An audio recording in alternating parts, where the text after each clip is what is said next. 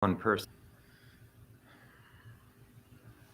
Hi, Brianna. We're live. I know there's a few other people who are watching.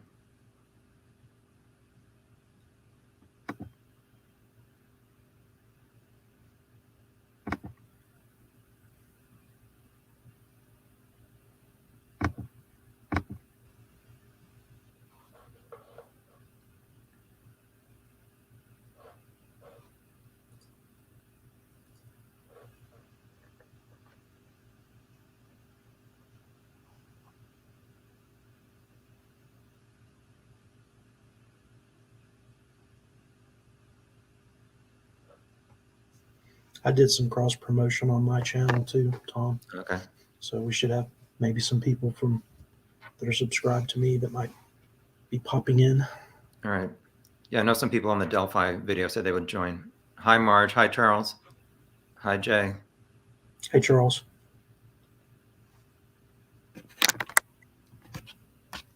Yeah, we went from 4 to 30 pretty quick, so I'll give another minute for people.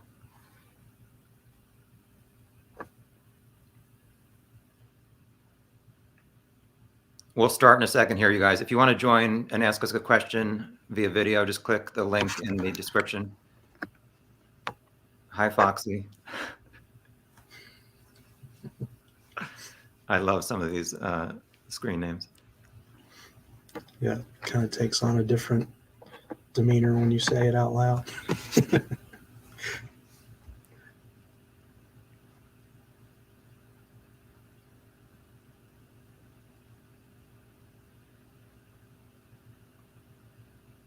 You guys can start writing any questions you want in the chat. Obviously, you can see I have Tim Covil here, who is from Gumshoe Stories. He has covered this case for a lot longer than I have and knows a lot more than I. So that's why I wanted to have him on here so you guys can ask some questions for him too. So let's get right into it.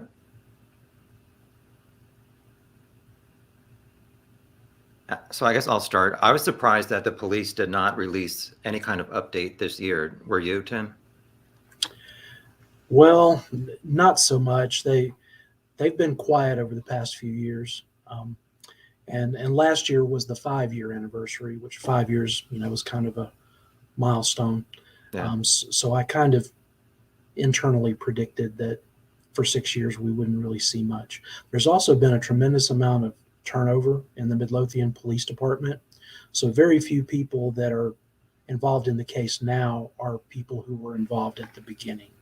So these newer people maybe don't feel like they owe to the public, giving regular updates. I think they're just kind of grinding away on it, and so yeah. Yeah, but go ahead. Yeah, that's basically it. They've shut down the communication not just with the public but also with the family. The family members, including Brandon, including his sister, have basically said in interviews that they don't hear a peep from police. Well, like I said in my video, they were very responsive to me. So it's not like they're not doing anything or ignoring it, I feel. Mm-hmm. So the first thing up is, give me a second, I'll do this. Your percentage man versus woman as the suspect. Honestly, after 600 hours, I still don't even know. Yeah, I think that's a 50-50 for me. If I lean any way, it would be slightly toward a woman, but very slight. What do you guys in the chat think? Give a percentage of, I guess, whatever, 50M, 50F to say what you think. Danae, I always wanted to know more about the husband. So we were just talking about that before I went live, and Brandon actually commented under my video quite a few times, replying to some other people, and he reached out to me, and I do not think he is responsible or involved at all, nor his father. I know people are going to get upset about that because a lot of people think the father-in-law did it, but I do not think the husband was involved.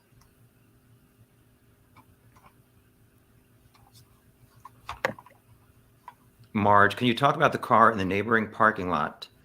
So I think you're talking about the Altima at the SWFA gun store.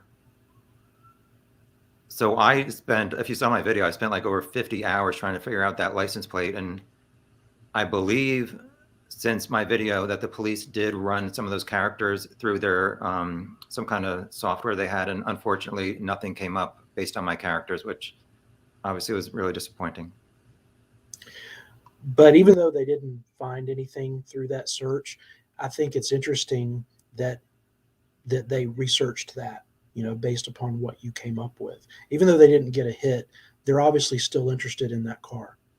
And we know that as well from the geofence search warrant from 2019, where they did a search warrant for not only the church area, but also SWFA's property to see what electronic devices might have been in use on that property. So that tells you right there, they're still very interested in that car, as well they should be, because there's just such a huge coincidence there. And Yep. the behavior with the headlights going on and off, Oh, and I know. driving Like, slowly around the whole perimeter of the store. You can see somebody pulling off the side of the road to check a map or, fix something in their car or whatever, but they don't usually go back behind, a commercial building in the dark at 2 a.m. And yeah, like turn their lights on and off like 3 times. And the lights were turned off as they turned in. I found that very interesting. And to me, if you're casing that building and you want to see how well lit it is and how visible it might be from the road for passersby, then as you turn in, you turn the headlights off. That way your headlights are not reflecting off that glass. Mm-hmm. I think that's what he was doing. And I think he wanted to be able to see inside. And I think he wanted to see what the building looked like and how well lit it was if you were out toward the road. I'm sure we're going to talk about this later about targeted, untargeted burglary, but somebody commented the other day, if you had planned out this murder of Missy, why would you go to a parking lot where a store has 17 security cameras? I mean, obviously 5 or 6 years later, they still haven't figured it out who the person was, but why not go to another road nearby that's a lot more isolated than going to that SWFA? Yeah. Let's see. Frank Family Racing mentioned something I wrote on my blog from October of last year, want a tidbit of good news.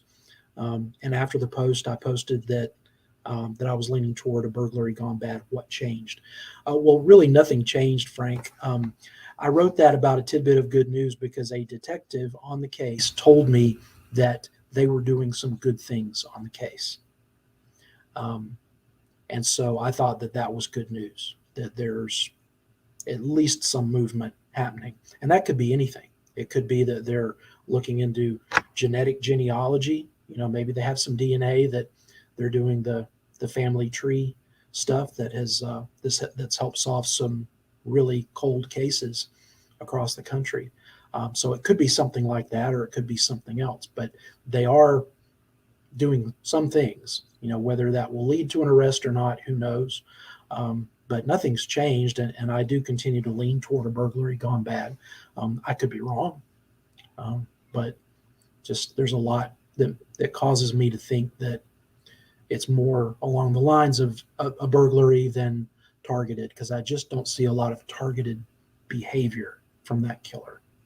Yeah, I was saying that my biggest thing about it not being planned is them screwing around in the Northeast when Missy could show up at any point. It's like, why are you up in room 10 and 9 when she could have walked in at any point? Yeah. Yeah. Wouldn't you, if you were planning to kill someone, and apparently, unless you're a serial killer, it's probably your first kill of a human being, wouldn't you be amped up? Wouldn't you be just adrenaline rushing through your veins, pacing back and forth, looking out windows, looking outdoors, watching for approaching headlights? This person is doing none of that. And so, when people say online that, they think this person is just waiting on Missy, what looks like waiting to you? I mean, he's going in every room. He's going in places that don't have windows on the opposite side of the church. So To me, I think it's worthwhile to imagine what you think someone would look like if they were lying in wait for someone to kill them. Maybe they're taking their weapon out and checking it to see, see if their gun's loaded, to make sure they've got everything they need. Looking nervous, staying right around the area where they expect the person to come in, checking their watch. Um, None of those things are what we see on video. And like you said, I think in the back or the southeast offices, you said inside of those there was the most damage, like they were going through files or something like that. I Yeah, was like, yeah, why would somebody who's there just to kill Missy be going through church files?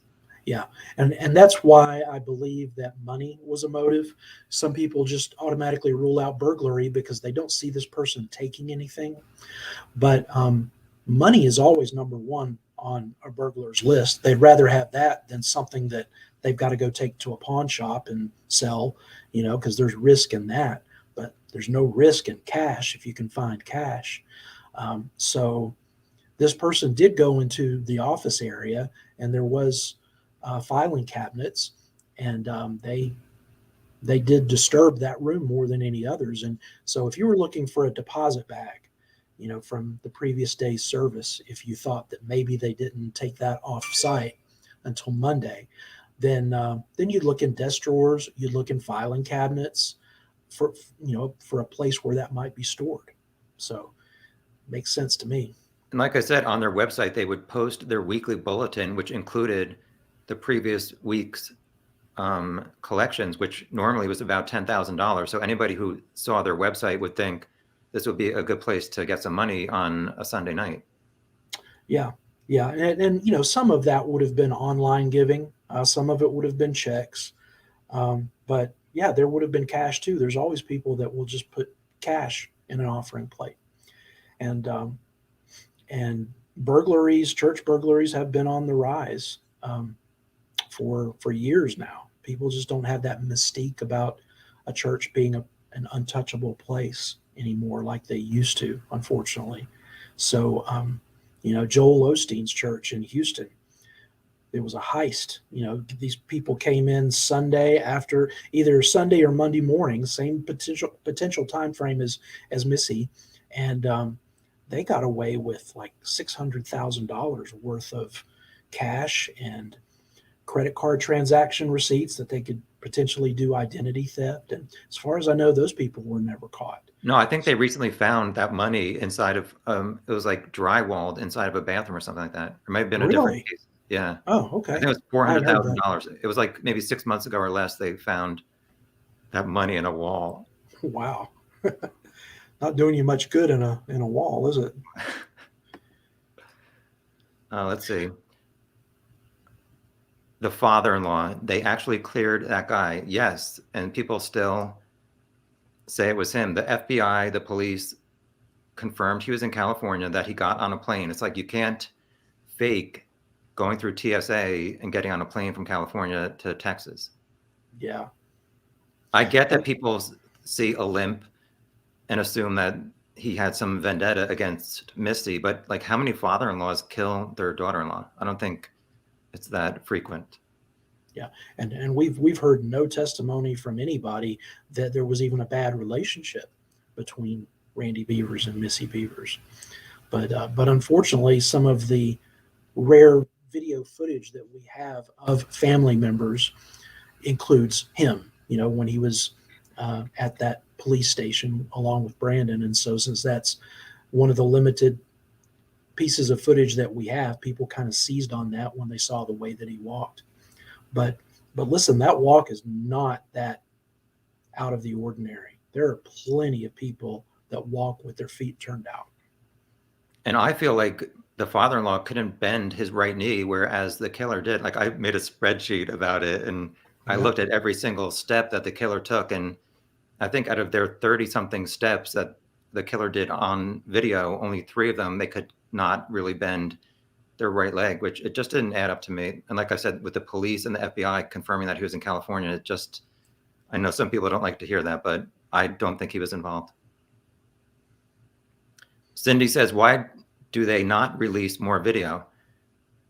I don't know. What are you talking about? So inside of the church? Because I emailed them saying, can you release like a full version of the killer coming out of room 9 or out of room 10 going to smash the hammer against room 9, just to maybe see anything else that did not show up on that zoomed in angle?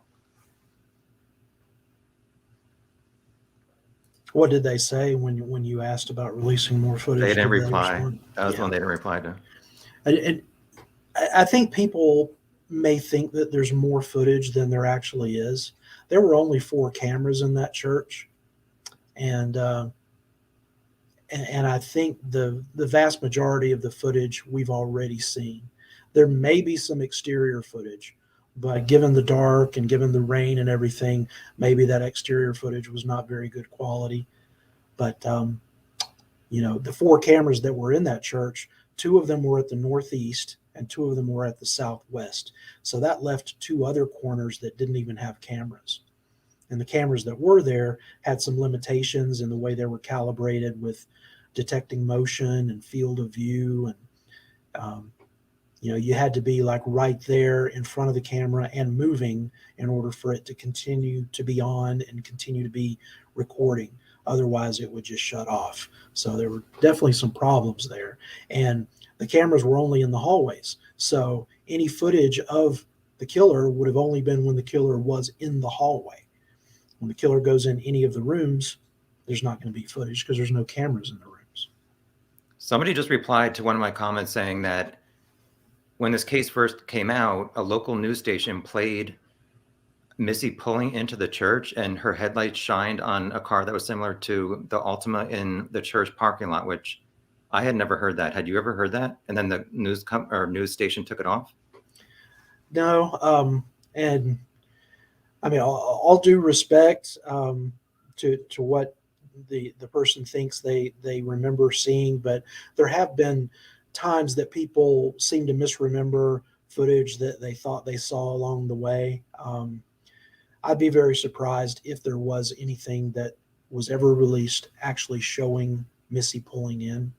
And Because sometimes those news stations use like stock video that is similar to what happened, but it's not the actual. I don't know that that's what happened, but sometimes they do that. Yeah, like reenactments and things like that. That's a good point too. But police specifically said in their press conference, the very first one, that they were not going to release video of Missy, even though they had it, out of respect for the family. I think it's a young man with a grudge against the church who wanted to smash stuff, and Missy was in the wrong place time. Yeah, I've seen like cases where teenagers go into a high school and they smash like the trophy case, and we obviously know that that case in the Northwest was smashed. But to me, this doesn't really seem like vandalism, because why would they not like rip stuff off of the bulletin board, knock over that table in the middle on the west hallway? What do you think? Well, this guy or girl had a hammer in their hand as they walked along the hallway. So there's drywall, there's sheetrock right there. They could have made holes all the way down the wall if damage was what they wanted to do. But as far as we know, the only damage they did was maybe some damage to exterior doors and windows when they were trying to get in, or maybe testing for the presence of an alarm. And then once they got in, trying to pry open a locked door, or hitting out the glass of a window that was in a door so that they could reach in and unlock it. So there wasn't gratuitous damage. There was damage that was done to gain access to locked rooms, as far as we know. Yeah, I agree with that. Any chance the person in the tactical gear is a member of the church or closely linked to a member of the church? I don't know. Anything's possible, right? But the thing is, Missy did not have any connection to that church other than that church was used as a meeting place for the Camp Gladiator, for them to have their boot camps. Do you know if she paid them for doing it there or not? I don't believe so. I've never heard about payment being involved. If she was just using the parking lot, why did she not use the parking lot for the Cowboy Church down the road? Where Um, does she belong to? I I don't think that the Cowboy Church down the road had that awning area that Creekside did. Um, the awning area was nice so that if it was raining, you could go up under that awning, and there was a nice flat area there where you could stay dry. So maybe that was the reason, All right. or it may just be the Cowboy Church didn't want somebody, or a group doing exercising at their church. Not every church is on board with things like that. Now, the interesting thing about a Church of Christ, which is what Creekside is that they don't put a lot of um, sacredness into the building. In their religious faith, it's just a gathering place. So it's not ornate. There's not a lot of, pretty stained glass windows and things like that. It's just very functional. So most of them would not care about a group working out there, even if they went in the auditorium and worked out in the auditorium itself. They don't call it a sanctuary; they call it an auditorium, and that's a good representation, I think, of the way that they feel about it. It's not that the place is holy. Mm-hmm. To them, the holiness is internal to the person rather than the building. But there are a lot of Christian denominations that feel very differently about that, and they do believe that the building itself is where God's presence is, and they would not be okay with something secular like Mm-hmm. a workout being there. So I don't know what Cowboy Church. I don't know what their feelings were about that. Do you want to take this question? Why does my opinion go slightly toward it being a woman? Really, the only reason that I can give is that there's that one point where the person is thinking about prying into room one, um, and they've got a hammer and they've got a pry bar, and they sort of cock their hip in the way that I see a lot of women do. It's kind of a feminine motion where you sort of stick your foot out to the side and you kind of cock your hip. Is the best way that I can describe it. That's a pretty weak argument for it being a woman. I can't really point to anything else that screams male or female, but just based on that's why I lean slightly toward female. But honestly, statistics would indicate with a burglar that burglars are more likely to be male than female.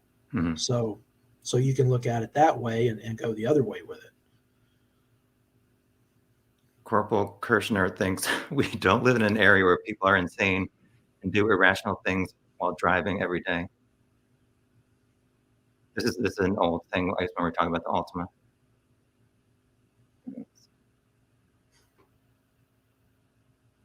Was there any touch DNA collected? You know anything about? Because I thought at some point they said there might not be a lot of DNA. Okay, there was one and only one article that referenced DNA. It was in a local newspaper, the Waxahachie Daily Light, which Waxahachie is a town that is adjacent to Midlothian. In fact, Creekside Church is closer to Waxahachie than it is to downtown Midlothian. So if you'd kept on going a couple of miles down Highway 287 from the church, going east, you'd be in Waxahachie. But anyway, the newspaper, Waxahachie Daily Light, had an article where they interviewed Kevin Johnson, who at the time was the assistant police chief. And this was, I believe, early 2018. It was going on 2 years after the murder. And he brought up that they had what they called a partial mixed sample of DNA. Mixed sample, meaning it was more than one person mixed together. Partial, meaning that they didn't necessarily have all the markers that you would have to be able to get a complete DNA profile, but they had some of them. So between the partial and the mixed profile, they said that they sent it off to a lab that specializes in facial compositing. There are labs that if they've got a good enough DNA sample, they can actually come up with um, a rendering, a sketch, kind of a 3D type Hmm. thing that shows skin color, that shows eye color, lots of things, the shape of the nose, um, how I don't know, how good the statistics are with what they come up with there, but they can do it. But what Kevin Johnson said was that the sample DNA was not of sufficient quality for them to be able to do anything with the facial compositing. And a lot I of mean, I'm not people, surprised. Their body was covered. Obviously, if you saw the video, it's like what part of their body would have had DNA? Unless I said like, unless that helmet came off at some point, which I don't know. It didn't. yeah, I never saw a strap on that helmet, but obviously, if you saw the video, it's like, how would any DNA come off their body? yeah, I don't know. And you also have to factor in that they had church there the day before, 300 people. Um, how can they know that the DNA that they have is the DNA actually of the killer mixed with Missy? But I mean, they didn't really say whether they got it off Missy's body or how they got it. They don't know. They didn't say whether it was fluid, whether it was touch DNA. So that's really the only thing that we've ever been told about DNA. But what's interesting to me is that although they said that it wasn't sufficient for the facial compositing, they did not say that it was of no use at all. A lot of people read, the article and his comments there, and they sort of thought, well, the DNA was not useful for anything. But what I'm hoping is that they at least have enough there that they could maybe rule out suspects, Mhm. or that they might be able to do the genetic genealogy. But don't you think they would have done that already? I don't know how long that takes, but the genealogy part of it. Obviously, it gets Well, kind of confusing, I guess, trying to connect hundreds of people or thousands of people. yeah, and if there was no known connection to Missy, and if it comes back as a close match to a person who has 5 kids, is it the person, or is Yeah. it one of their 5 kids? Then you got to narrow it down, and maybe the person has never uploaded anything, or maybe nobody around them close in their family has uploaded to a DNA site yet. But that's the kind of thing that, although it may not be something now, there might be a hit a year from now or 2 years from now because somebody does decide, to do a DNA thing. Good point. Are you convinced 100% that it was not one of the campers? I don't think it was a camper. Yeah, I don't either. I think, police in these investigations, they start from the inside and they work their way out. So they were definitely interested in the Camp Gladiator aspect of it. They started going to camps. They went to the funeral and memorial service. They had a very heavy presence around a lot of the Camp Gladiator camps that were being run by other people that Missy knew, and they looked into that, and presumably there just wasn't anything there to find.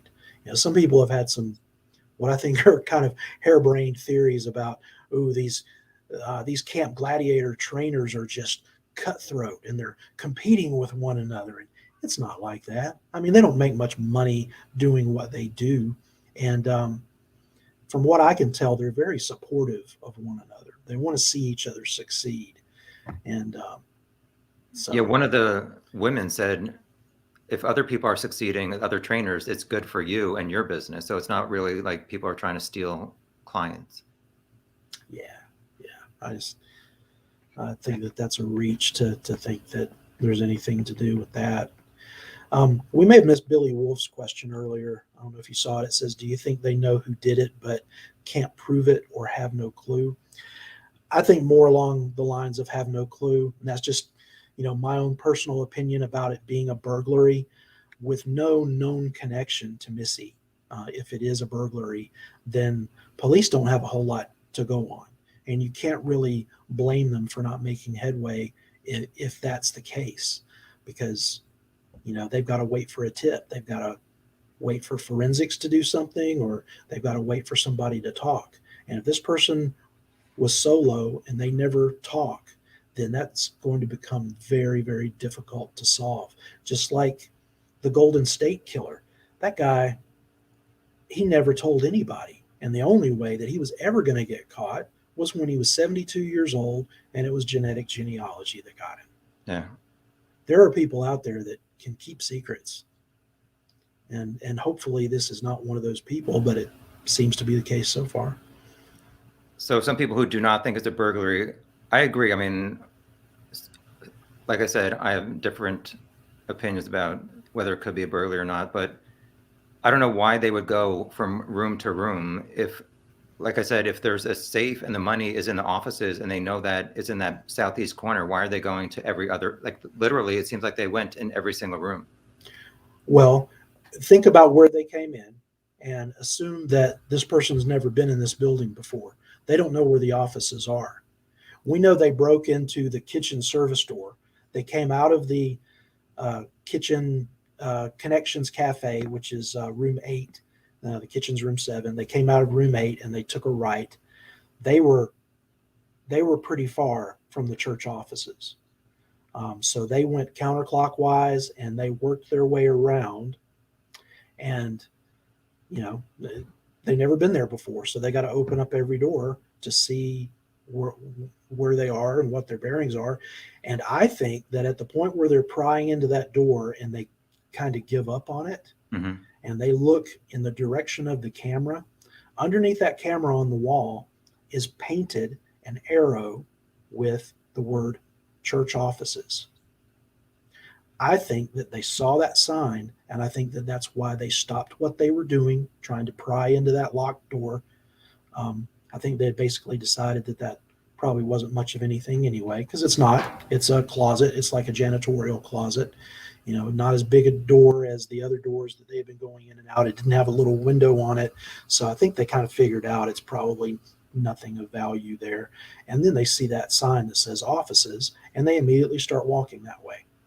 That's my interpretation of what I see there. And I could be wrong, but it took me several years to make that connection between what they're looking at and what I know is actually there, which is that sign. Vanna thinks he looks like a security guard, and Missy surprised him. Yeah, some people said it looked like a security guard, like doing his rounds and touching the office. And it's possible that the person does have security guard experience. It's a person that is moving methodically. You know, in the layout of that church, you've got the auditorium that's the big rectangle in the middle, and then you've got 4 hallways that form a perimeter around that auditorium. And then there are exterior rooms, and there's 1 or 2 interior rooms, but mostly all the rooms are on the exterior side. And so you see this person going into a room, coming out, turning to his right, and going to the next room. When he passes on his way to that split door room before the camera switches, he looks off to his left, and that's where that Holy Grounds coffee kiosk area is, where people would get donuts and coffee, I guess, before services. He takes interest in it, and he looks that way. There's like a weird roll-down door that goes down in front of that kiosk, but he doesn't go over there. And I found that interesting when I watched his behavior. It's like he's decided that he's going to go into all of the exterior rooms first, one by one. And then after he's done with that, then he'll come back along the interior, which is when he explores the auditorium. So that to me means that this person is organized and methodical. That doesn't mean that they're super intelligent, but I think that they want to see where everything is in that church, and the way that they keep up with where they've been and where they haven't been yet is to go in sequence. Yeah. It seems some people thought they turned their head going from room 1 to 21, the Dutch door, just so that their face was not captured on camera. That's a good point too. And that very well may be. And you know, somebody's mentioned that to me before, and I was like, yeah, I never really thought about that, because to me, they're looking at the other. But or it could have been just a simple case of looking to see what's there as they were going to the south hall. But I was curious why they did not go to the doors in the south west to see what was in that area. Especially if you're there to kill Missy, wouldn't you be looking out the window to see, or to maybe look at how that door operates? Yeah, there's twice that they totally ignore those entrance doors when they first come through and go on to the Dutch door, and then when you see them coming back toward the camera before they turn toward the auditorium, Mhm. never once look that way. Never once. Maybe the killer wasn't fully committed to killing Missy until they finally saw her, which I thought maybe it could have been a woman or somebody just trying to scare Missy, and it just escalated to the point where she ended up dead. That's one of the mysteries and black holes of this case. There are only two people that know what the actual encounter was like physically, and the geographics of it, and that's the killer and then the victim who's dead, and neither one are talking. We don't know if she walked up that hallway and then he came out of the auditorium behind her. Maybe they sort of were in an awkward position where they blocked each other's path. Um, or it could have happened some other way. He could have been in that front entryway where the west main entrance is, and she could have come walking up and he could have been off to her left.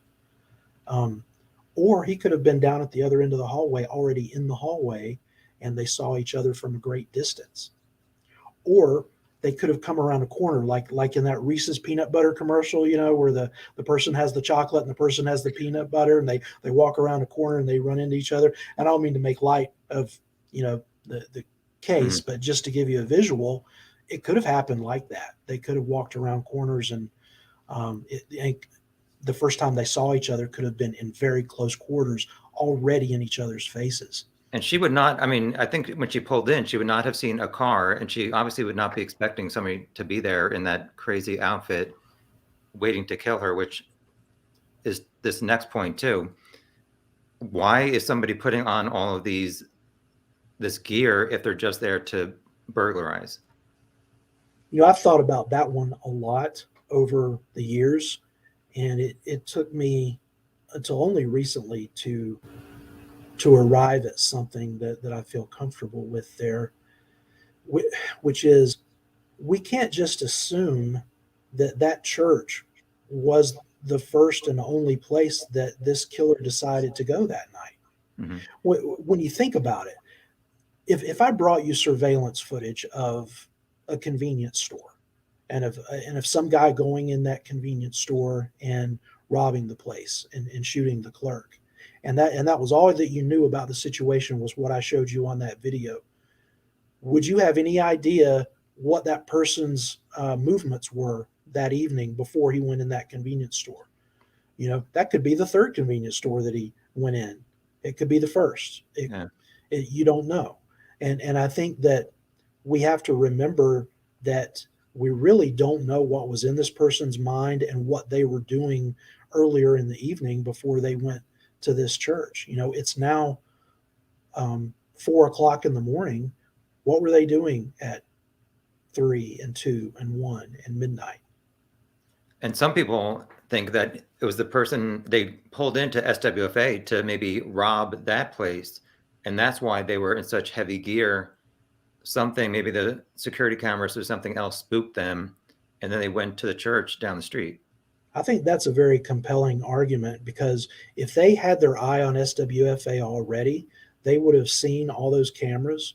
I mean, there are 17 cameras or so in the parking lot.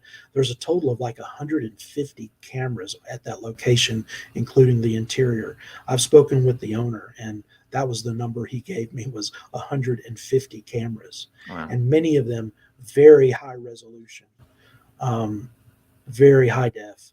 And so someone thinking about that would dress to the nines in whatever would conceal them the most from head to toe.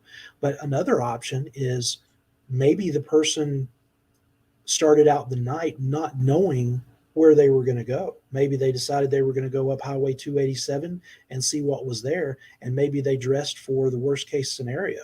Maybe they put on all this gear before they knew where they were going to go. Mm-hmm. So that is an option as well. This person said Aaron Stoner's video, he showed that the guy in the car is the same person. And yeah, when I was looking at it, it seemed like when they turned out of the final parking spot at SWFA, that they're wearing a dark clothing and possibly their right hand has a white mark on it, like is on the killer in the church. What are your thoughts about that? Do you have anything? I'll say, first of all, I am one of those people that, when somebody's pregnant and they want to show me the ultrasound of the baby, I can't find the baby in that ultrasound to save my life. I'm not good at seeing things when there's a busy, background or whatever. So I've looked and looked and looked at the SWFA video, and I don't see any detail of the person in there. I know that people have put great efforts into trying to come up with it, just as you did with the license plate. Um, I think my opinion is that if it's so difficult to come up with even any characters of the license plate when that's a high contrast background, that's a white with a dark letter on it, to not be able to make more headway there, I don't think that bodes well for being able to look into a dark interior of the car as it's moving. And there's all this reflection from rain and from the parking lot lights. And then there's the natural tinting that the car's windows have. I just don't see how you can get anything from that about the person. Yeah, well, I mean, I think from what I saw, they definitely were not wearing like a light colored shirt in the car. So, I mean, at least that's somewhat of a similarity. Okay. When the killer opens the Dutch door to room 21, they seem surprised the door worked that way. Does that suggest unfamiliarity with the church, like they had never been there before? Yep, I've thought about that angle, and I agree. I believe that it does indicate that they're probably unfamiliar with the church. Although you could also say that, there are plenty of people that go to a church, but if they don't have kids, and that's what that room is, that's a room for the toddlers, so that you can, hand the kids to the parents and make that pass off without opening the bottom part, and that way they can't escape, as we know kids try to do. But if you don't have kids, if you're like an older person or whatever, or just someone who's childless, you may never go down that hallway because that's where the kids are. So why would you even be familiar with it? So, Jenny says the killer was kind of lollygagging as a burglar would not, maybe to throw off their real intent of killing Missy, which, yeah, I mean, I think there's a lot of deception in this case, and I could understand that possible aspect of it, Jenny. I do think that maybe we try to be experts on what we think a burglar's behavior is. And for some reason, we tend to go toward that. Well, a burglar is in and out very quickly, and they're moving fast, and that's the only way that any burglar ever is going to act. And I don't know that we can be that simplistic. I don't know what your thoughts are on that, but to me, that church was a prime location because there was nothing on either side of it. There was nothing back behind that church. There was nothing across the highway from it. It was secluded. And it's 4 a.m. on a Monday. Why do you need to rush? If you feel like it's going to be 2 hours or 3 hours before even the remote possibility of someone coming, and you have no idea about this Camp Gladiator thing, then why would you rush? I totally agree with that. There's also the possibility that this person is under the influence of something. Maybe not enough to be in an OD situation, but enough to chill them out, make them calm. I mean, that's speculation, but they do reach their hand and touch the wall as they come out of the kitchen at the beginning. And some people have said maybe they're steadying themselves when they make that motion. So that's a possibility. We have our first guest, Chrissy. We'll get to you in a second, Chrissy. This person asked, how about video from the surrounding town, banks, highways? I know that they said that they looked and they did not have anything, which is kind of weird. Although it was obviously dark at 4:30. Yeah, it's dark, and that's a rural area. It's weird. It's part of the Dallas Metroplex, DFW, but 287. That stretch is, pretty undeveloped, I would say, at that point in 2016. You're not going to have cameras that are going to catch much. If you think about the SWFA cameras and what they show, on the highway, you see vehicles drive by, you see lights, but you can't really make out anything. Yeah. Even a gas station, unless a car actually pulls into the gas station and gets gas or pulls into a parking space, it's not going to pick up, the vehicle driving by on the road, because that's not why they have cameras. They're not interested, as a gas station, in the car on the road. They're interested in somebody coming and trying to hold them up, So I think there just wasn't much there. There's a Whataburger that's a mile up the road. I actually went to that Whataburger and I met with the manager who was there overnight. Her name was Pat, and this was like in 2018, I believe, or 2019. And she said she worked that night, and nobody really came in that was was acting suspiciously that she could remember. Mm-hmm. She said their cameras suck. It's the Whataburger. There's, the best camera is probably the one that's trained right on the counter to make sure that employees are not stealing money out of the cash register.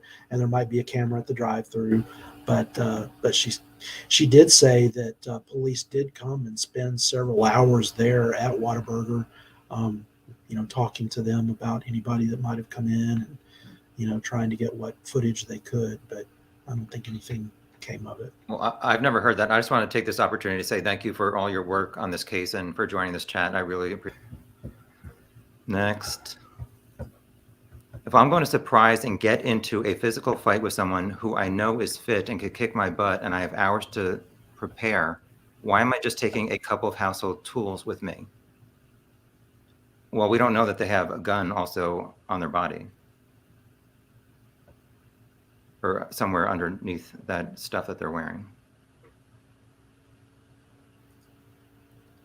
Maybe it might be that the killer is a very conservative congregant who is opposed to the church allowing scantily clad workouts to happen on the property.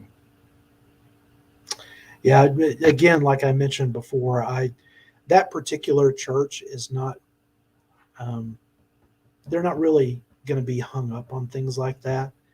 For one thing, it's a little more moderate Church of Christ denomination church.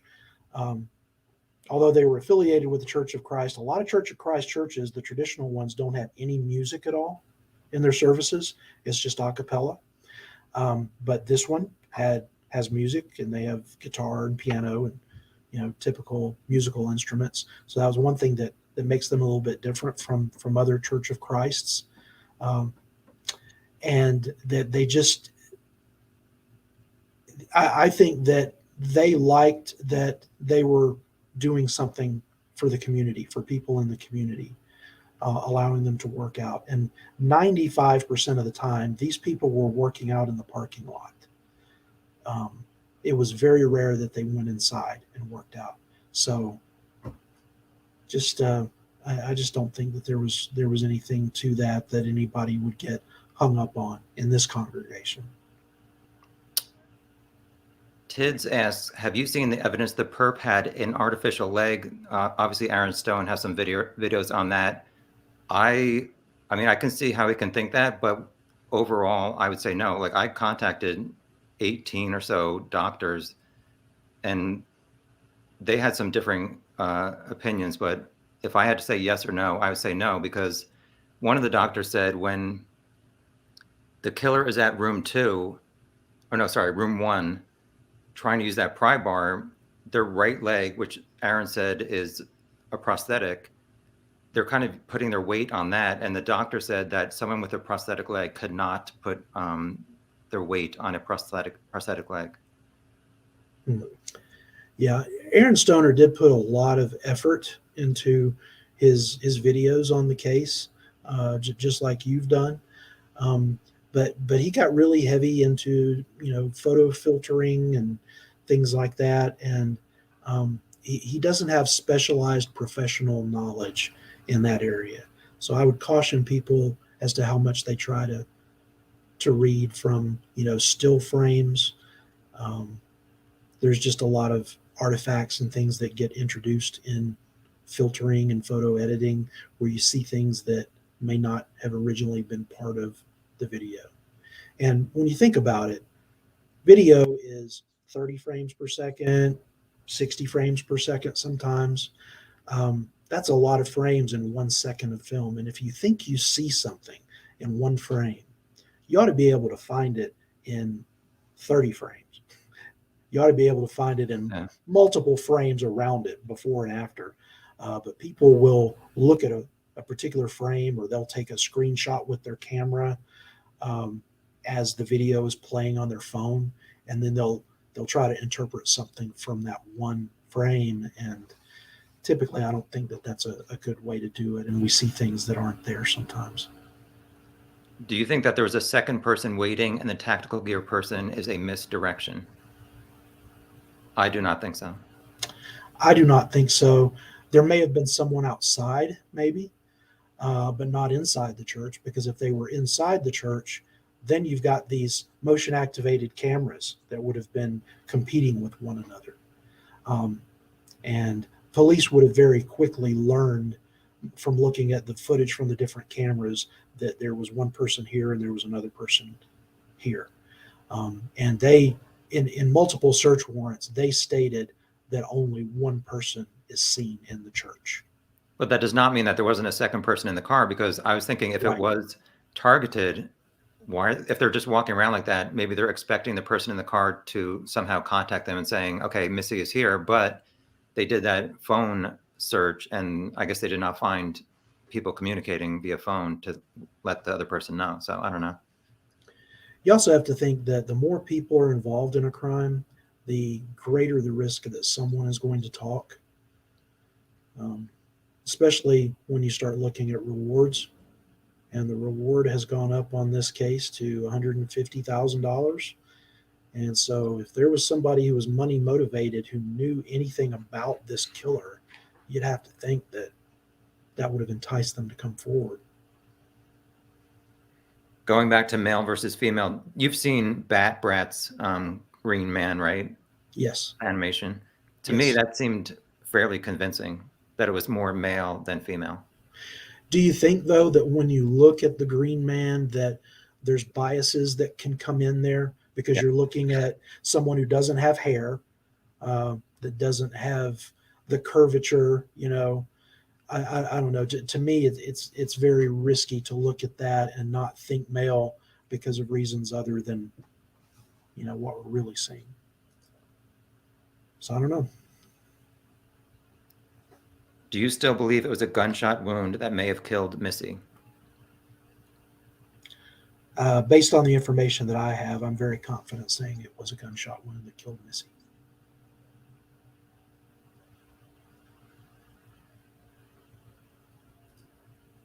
You would think if they were burglarizing the church, they would use that same disguise to burglarize other places and be on camera somewhere. That dude looked angry and on a mission. That's interesting. I wonder why you think that they look angry. What behavior causes you to think that? It's interesting that other people think that this person is just chill and just not a care in the world and casual and meandering and all this stuff, and now this person thinks that the dude looks angry and on a mission. So it's very interesting how people can look at the same footage and can come up with two completely different thoughts of what they're seeing. Do we know anything about the extent of her injuries? I know they said that there was puncture wounds, and I know there's been a lot of rumors online over the years. Well, when we look at what police said and what the search warrant said, it's very interesting, and I think it indicates something to me. The very first search warrant says only that she was deceased from a head wound. Didn't say anything about the chest, didn't say anything about puncture wounds, just said deceased from a head wound. And that was before the autopsy came back from the Dallas coroner's office the next day. After that, the search warrants that came out like the next day said puncture wounds to the head and chest. My personal theory is that police didn't want the gunshot information to get out. They wanted to keep it more vague as to what her injuries were. So rather than that first search warrant just saying dead from a head wound, they decided, well, we're going to throw the chest in there as well, and we're just going to call it puncture wounds, because puncture wounds can kind of go either way. A gunshot wound is technically a puncture wound, but then so is a wound from a knife.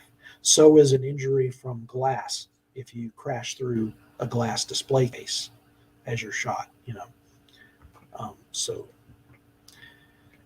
and after those later warrants said that there were puncture wounds to the head and chest, warrants that came later after that didn't even say anything about her injuries.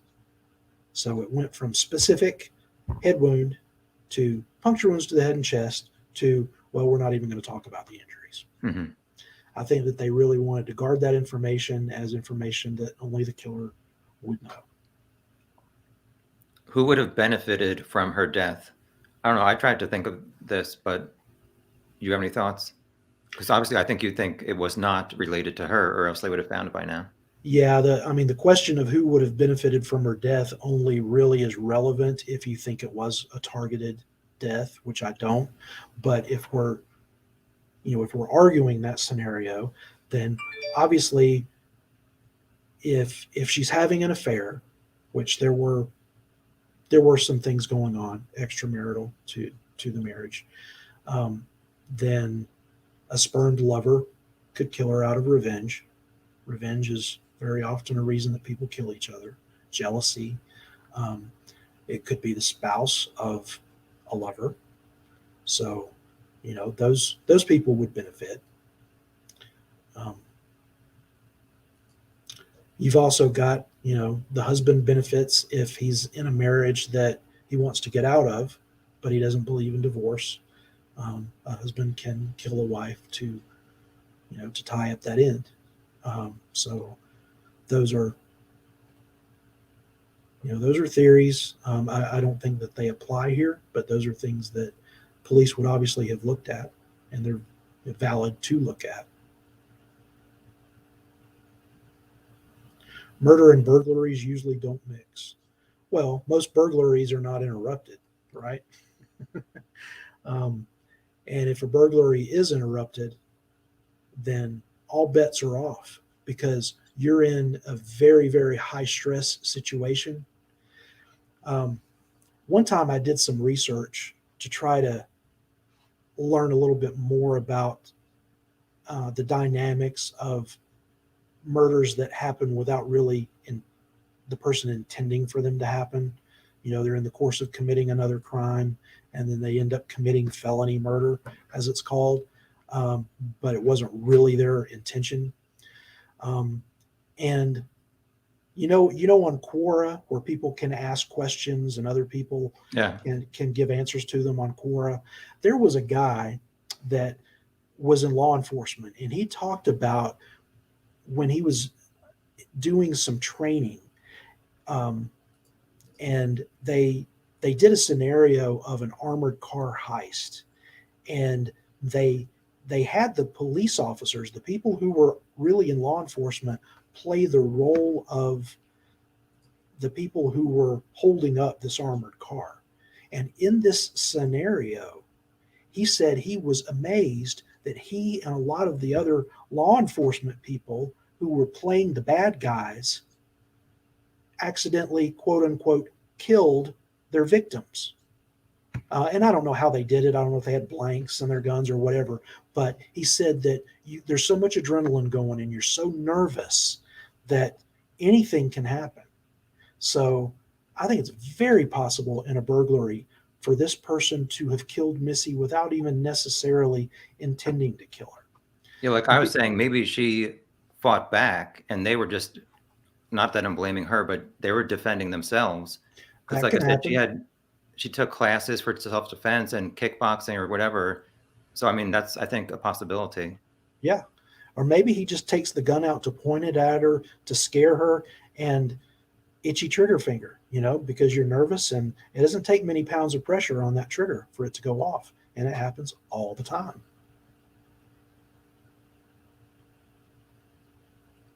Just looking for some comments.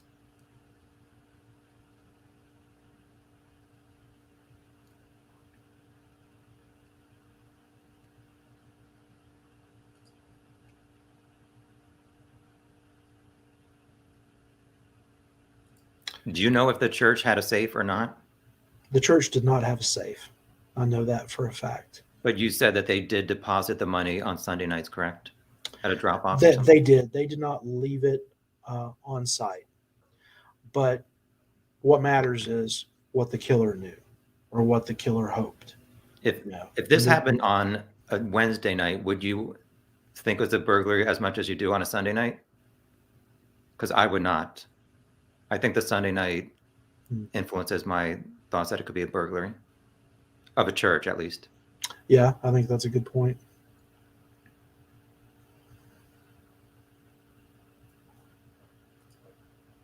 Cindy Jones. Oh, you put something up from her, but I was looking at her comment. Do you guys know anything that you're not allowed to talk about? Well, I do. And I'm getting close to talking more about one thing that I do know involving a suspect, but I told police that I would not talk about it. I came upon some public information a lot sooner than they expected anybody to uncover it, that gave the identity of someone that they were looking at. Now, whether that person is the killer or not, I don't believe the person is. But this was about 3 years ago. I told them that I was going to keep it quiet and not talk about that suspect, but I didn't say I'd keep quiet forever. It's been 3 years, so there's Are an you expiration. concerned that if you release it, that person is going to face unwanted scrutiny or unjust? Yeah, I do. I think the person is innocent, and for that information to get out there, if they've already been cleared, I don't think it does any good, and then people will start doxing that person. Yeah.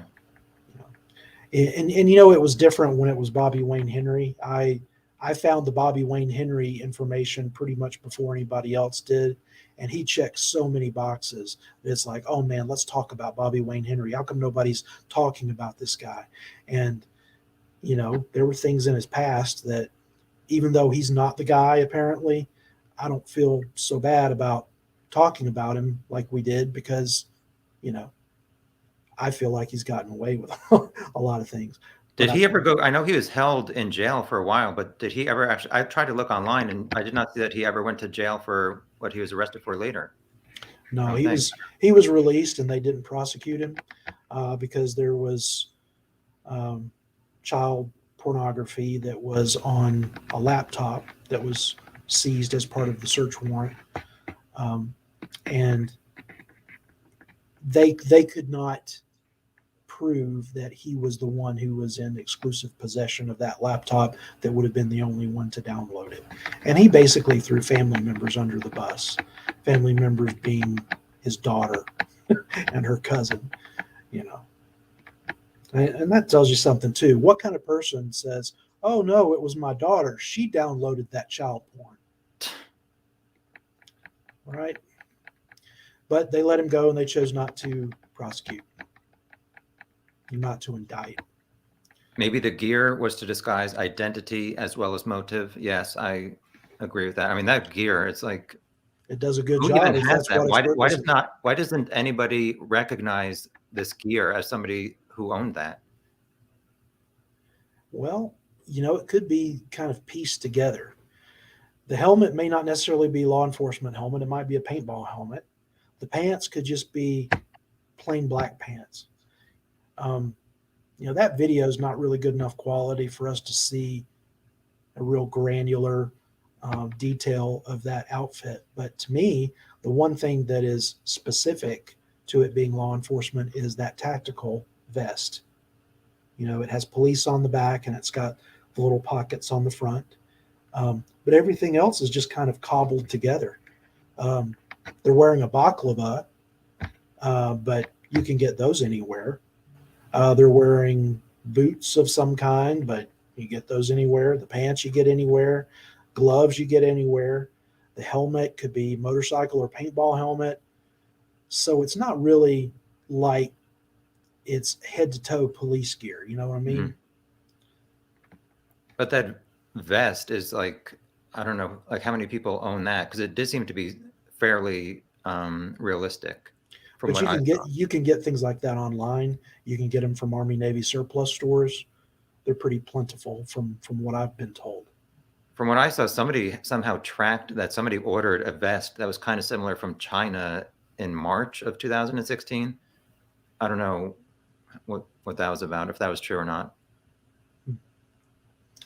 And I know that the police chief, Carl Smith, he referred to that outfit as being like what people on a cop TV show would wear, like pretending to be cop gear without it actually being cop gear. That was his take on it.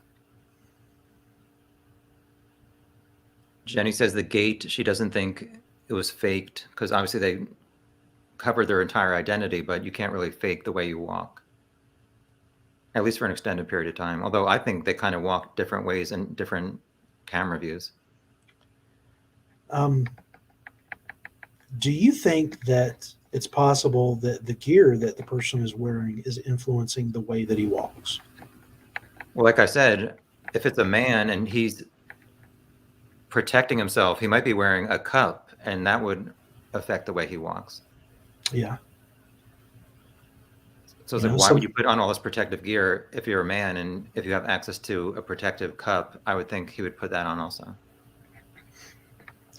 I think it's been dangerous and probably unfortunate that the police made such a big deal about the gate early on with the public, um, because that might not be the natural walk of the person.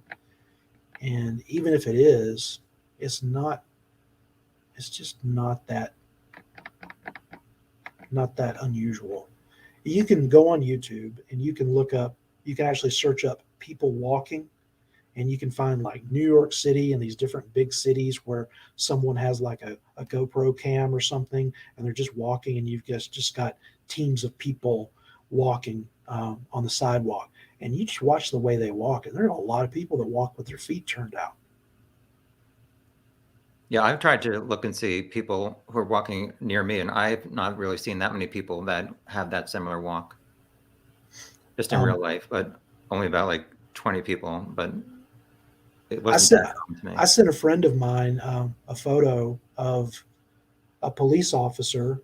He was in one of our local hospitals with a patient, and he was standing there, and he had his feet very visibly turned out, and he was like a big hulking guy, big cop, and I even took a photo of his feet.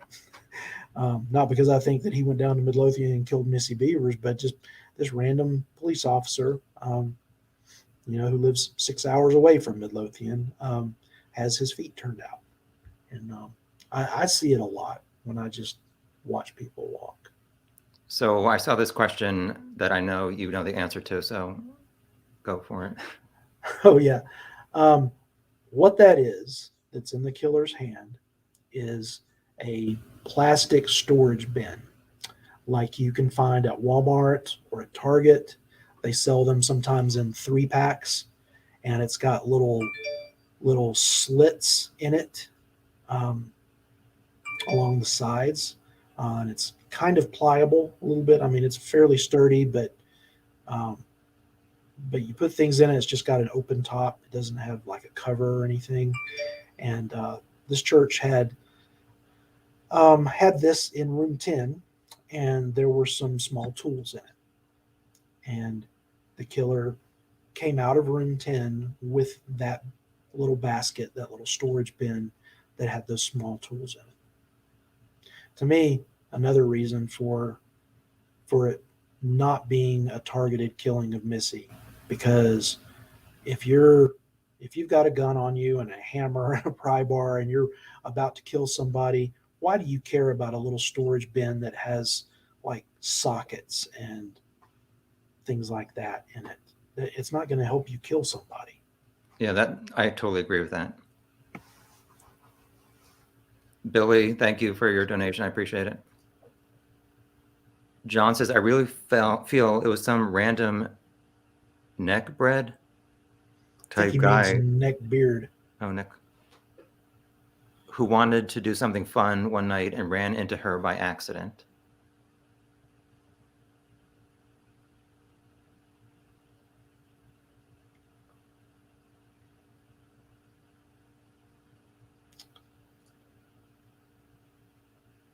Are there signs with arrows leading you to the room you're looking for? There were signs pointing to the offices. Yeah, it was a sign that pointed down the hallway. And then the first room down that hallway was that split door or Dutch door room. And then there was another room after that. And then the offices were after that. Sorry, everybody, I'm just continuing to go through these comments. If it was a gunshot wound, no audio. There's no audio on the cameras. And it's it's remote. Yeah, nobody would have heard a gunshot. The nearest person at that point would have been, there's a family that lives next to SWFA, but that's almost a mile away. It's on the other side of the highway, and it's 4:30 in the morning almost. It appears that she was shot, which is something law enforcement is trying to keep close to the vest. Yes, I agree. Yeah. But then obviously, I didn't mention this in my video, but that murderdata.org, I don't know if that's reliable with the FBI information, but it's reliable. Murderdata.org comes from what they call UCRs, which are Uniform Crime Reports. It's voluntary, but most police departments across the country submit these monthly reports of their crimes, specifically, murders, but not just murders, to the government. And it's all compiled in a database. And it's useful to the government because then they can track and possibly identify serial killers based on patterns. So Midlothian Police Department submitted a UCR that described, that crime that happened that month, and it goes into a database. And when you go on murderdata.org and you start filtering for a female victim that occurred in April of 2016 in Ellis County and all the things that we know apply to her, you eventually end up with one record in that database, and that one record matches Missy, although it doesn't identify her by name because they don't, they don't put the names on there, but it very specifically says that it was a murder by handgun. I did the same thing for the Delphi murders, and nothing came up. I don't know if their police department just did not submit any data. Yeah, they probably choose not to participate. Oh, sorry, I missed this one. Did her Facebook page say that the class was going to be held indoors? No, what it said was that there is cover under the awning. It didn't say anything about going inside the church. The awning is, a large area that is covered that normally is not going to get wet unless it's just like a driving rainstorm. And that's where they would work out unless it just really the wind blew the rain in and their mats would get wet or whatever. Or if it was so cold, if it's below like 35 degrees, then they would go inside and work out. But from what I understand, that was very rare for them to go inside. Kiki brings up a point that people say if it was targeted, why would the killer just not kill her outside? Why go even break into church? Which what I thought was maybe if it was planned, they didn't want the campers to find her at 4:20 or whatever. So if it happened at 4:20, the first camper was there at 4:35. they could have maybe, I don't know, saved her life if somebody got there quick enough or not. But do you have any thoughts on why they would be inside if it was a planned killing? Um, I mean, if I have to play devil's advocate to look at this as a planned targeted thing, but playing devil's advocate, if I'm the killer and I kill them outside the church, there's still some risk there that somebody might see from the road, um, or there's a risk that they see me too soon and they've got access to their vehicle. You know, And Missy. she had a gun too. Yes, And and she oh, did have a gun. I don't know if in a targeted situation if the killer would have known that, um, but she did have a gun that was in the truck. But I don't know. There's certain variables to consider when you're killing someone outside versus inside. But at the same time, if I were targeting Missy, she leaves her house at 3:45 or whatever in the morning, and she lives down kind of in a rural area too. You just kind of cut her off at the end of the drive or whatever, or right before she turns onto the highway, where you have a flashing light or whatever. You pull her over pretending to be a police officer, whatever, and you just shoot her point blank through her window. Um, no witnesses, easy getaway. There are a lot of ways that you could kill Missy that to me would be better than going inside the church and waiting for her. mhm. So I selected this comment because I know you're going to have something to say about the car and the pilot who drove by. The killer is very smart, but I really think he escaped within 2 minutes of the first class student arriving, which was at around 4:35. So there's a sighting of a car leaving the church at 4:30, correct? There was a I report know, from one yes. person. Yeah, a report from one person that there was a dark SUV that left. No one else has reported it other than that one passerby. Eyewitness testimony is the most unreliable form of testimony because people have imperfect memories. Um, so there's a question, I think, of did somebody really see a dark SUV leave that church? Because no one else did. The first camper that arrived saw no one. Told police that there were no other vehicles there, and he didn't see anybody else leave. Um, timeline wise, we know that she walked into the church at 4:18. Kevin Johnson said that he believes that she was dead at 4:20. She was wearing a fitness tracker watch on her arm. There's a picture from her at a Buc-ee's in Austin from her trip that she had just taken that previous weekend, and you see that fitness tracker on her arm. I think, although police have never said this, I think that they know exactly the minute she died because they can get the information off of her fitness tracker and know when her heart stopped beating. So she was dead within 2 minutes of entering that church, apparently. Um, Now, and some people have said that the first camper got there at 4:35, but when you look at the dispatch report, it says 4:30. So possibly he was there at 4:30 instead of 4:35. But we're looking at either 10 minutes or 15 minutes. And And it's odd that it was like they said it was a dark SUV, but the police are looking for an Altima. Couldn't they see on the SWFA camera pointing to the back of the church?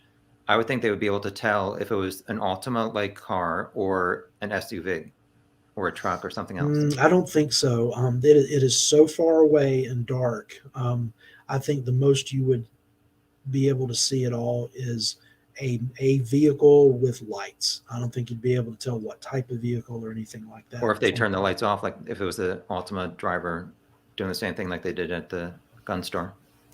Yeah, they got 8 hours of footage um, from SWFA. The police did. It was so much footage that they had to go buy an external DVR or external hard drive and take it and copy all of that camera footage onto that hard drive in order for them to walk away from SWFA with as much footage as they wanted to get from that. I don't know why they did not release a camera angle, which is from the front, where the killer would have been going, or not the killer, but the Ultima would have been going across the front driveway to where they finally parked. That seemed to be like one of the best angles to see somebody driving the car. I mean, obviously the police have that, but I don't know why the gun store nor the police released that. I don't know. Anyone know why her husband was in Biloxi, or Biloxi? He was on a fishing trip that he had done at least the 4 prior years around the same time of the year. And so it was a planned trip that he did every year. Yeah, and there are some islands that are in the Gulf off Mississippi. I'm not good with the pronunciation of this, but I think it's something like Chanticleer Islands, and that's where they were actually going to be doing the fishing. I think that he flew into Biloxi. Yeah. Have there been any controversies in the history of the church? Who was Missy's boss at the church? So Missy did not work at the church. She just held her class usually outside, and her church that she normally went to was down the road. Yeah, and her boss in terms of Camp Gladiator was Renee Jones. And yeah, I heard an interview that she did with True Crime Broads. Let's see. DL, thank you very much. Who burglarizes a church at 5 a.m. fully armored? Good question. Well, again, it wasn't 5. They're first seen on video at 3:50 coming into the interior of the church, but we don't know how long they were in the kitchen before they came into the interior from there. And the first camera went off at 2:23, motion activated, although it didn't catch anybody. Do you know which camera that was? I don't. I have a copy of that search warrant that was the geofence search warrant from January 2019, and it's the one that mentions the camera or cameras going off at 2:23, but it doesn't have any detail. If the killer wanted money, why didn't they rob Missy and her wallet? Well, I think if you're just there to rob somebody and you unexpectedly kill somebody, you kind of want to get out as soon as possible.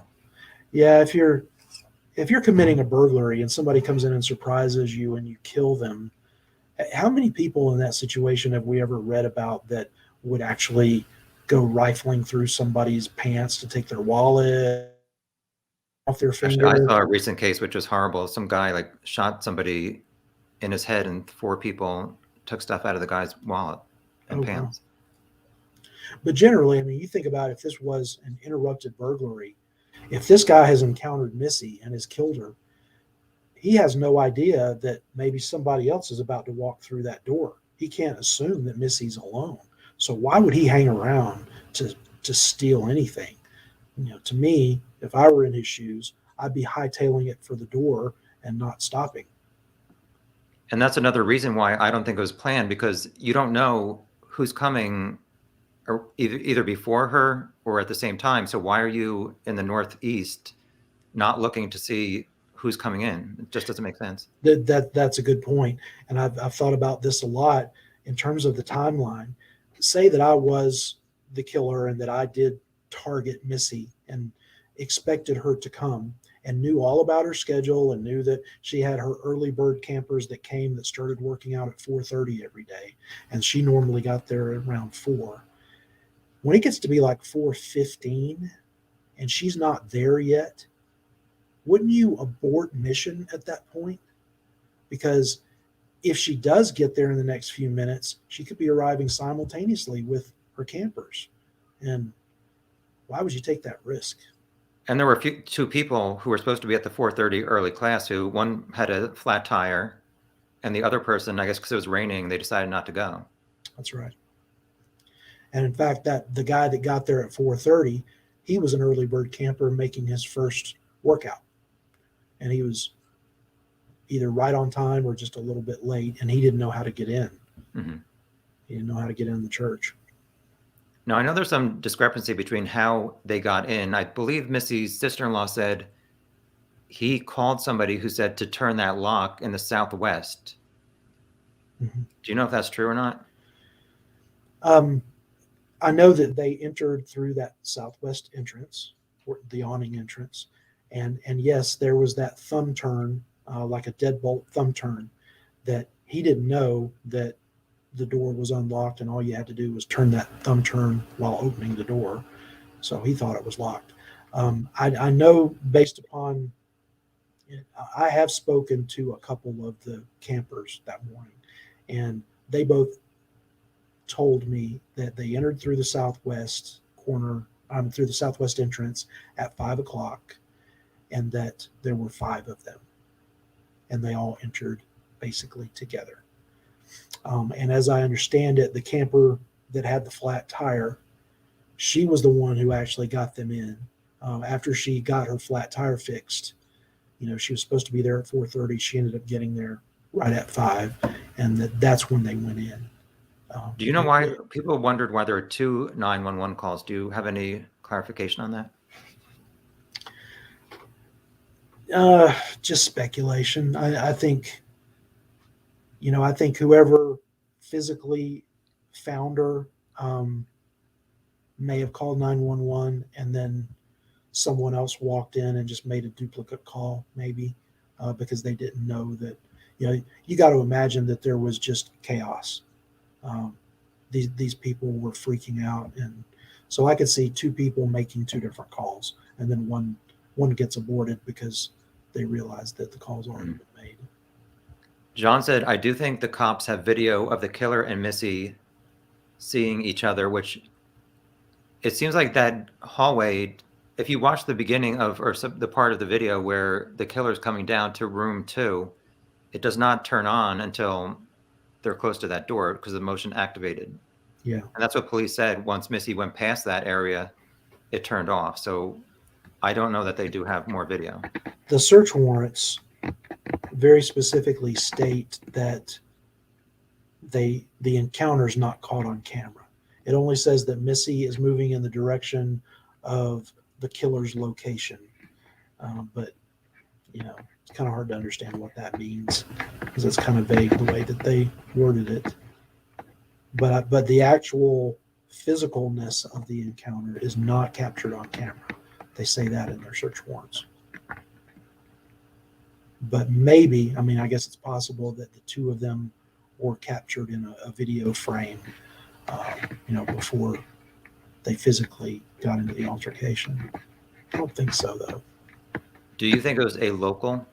I don't know how it could not be. It's 2 o'clock in the morning. Where else would they have driven from, or how local is local? I know Dallas is 30 minutes away from Midlothian. Yeah, that I have a different opinion on that. Because of this highway, people think, oh, this is a small town, and they don't really understand the demographics of this thing. It's not like Delphi. It's not an area where you've got this tight community and only one way in and out. This is a bedroom community of the Dallas-Fort Worth Metroplex. Highway 287 is 1,000 miles long. Okay. I live in the Texas Panhandle, and Amarillo is a nexus point for Highway 287. So I can get on Highway 287, which is the same highway that passes in front of Creekside, in Amarillo, Texas, which is 6 hours away from Midlothian. It's a very busy truckers highway. It's the longest 3-digit highway in America. People could be on that highway from Dallas, from Fort Worth, from other neighboring communities like Mansfield or Waxahachie. It could be anybody. There was a pawn shop burglary a couple of months after this murder that happened in Waxahachie, and it was guys in a truck that slammed into the pawn shop and stole some guns and stuff, and there were like 7 of them, and they caught them, and 6 of the 7 were from Dallas. Only 1 was from the local area, which was Red Oak, which is the same community where the Bevers live, just coincidentally. But 6 of the 7 were from Dallas. I think it's very, very possible, and to me it's likely, that this burglar or this killer is not from this area. And when you think about it, if you're thinking about committing crimes, burglaries and whatnot, robberies, are you gonna, if you're from Dallas, are you gonna commit those crimes in that urban area where there's a huge police presence and lots of police resources? Or are you gonna go to a community 30 minutes away that's like Mayberry, you know, that has a police force but not a very big one, and not a lot of resources to follow up? You know, there was a carjacking that happened at the Midlothian Walmart on Easter 2 weeks Mhm. before this murder, beginning of April. They Yeah, never I've seen that caught the they never photograph. caught those guys, and I think if those guys were local, they probably would have found them. Um, Yeah, I know it was a similar looking car to the Altima, but it was yeah, not an Altima. yeah. Police said that it was a Versa, a Nissan Versa. So it was a Nissan, just like the Altima, but it was a different model of Nissan. Now, I know that the police are doing some other things. They hired a more experienced investigator, I guess. And do you know the VDOC Society? Um, It's a bunch. I guess it's a bunch of. a cold case, Yeah. yeah, with investigators, retired detectives, things like that. There are quite a few cold case societies that would love to get on this case, but the way most of them work is that they don't go and push themselves on the local law enforcement to be involved. They wait for the law enforcement locally to ask them to be involved. I know that Chris McDonough is a retired detective from the West Coast that is part of a cold case society, and that he would love, for them to approach his group about it. But I do know that Midlothian police, like the year after the murder, went to Austin and met with several different entities, like retired detectives, sheriffs, things like that, and basically opened up the books and let them look at the case. And according to what Midlothian police said, they didn't really bring up anything that police had missed, which to me is kind of odd, And I wonder if that really is the case, or if they just kind of mischaracterized it, trying to be a little prideful and say, "Oh yeah, they didn't bring up anything that we missed." You always miss something. Mhm. And, Kim asks, has anyone found out who the guy was from LinkedIn and checked him out? yeah, he's known, and his name is in um, some of the search warrants. There's a No, specific. wait. I think there's two different LinkedIn things. There's one, the creepy and strange message, and also the guy that Gotcha. so that Missy was communicating with. So Kim, I know you left your comment a while ago, so I guess we'll just reference both of them. The LinkedIn guy that Missy was messaging, they looked into him. This creepy and strange, I believe the police did find that out, but they have not released it. My understanding is that they never determined who that was. Unless they misdirected and lied to us about it. But I do remember.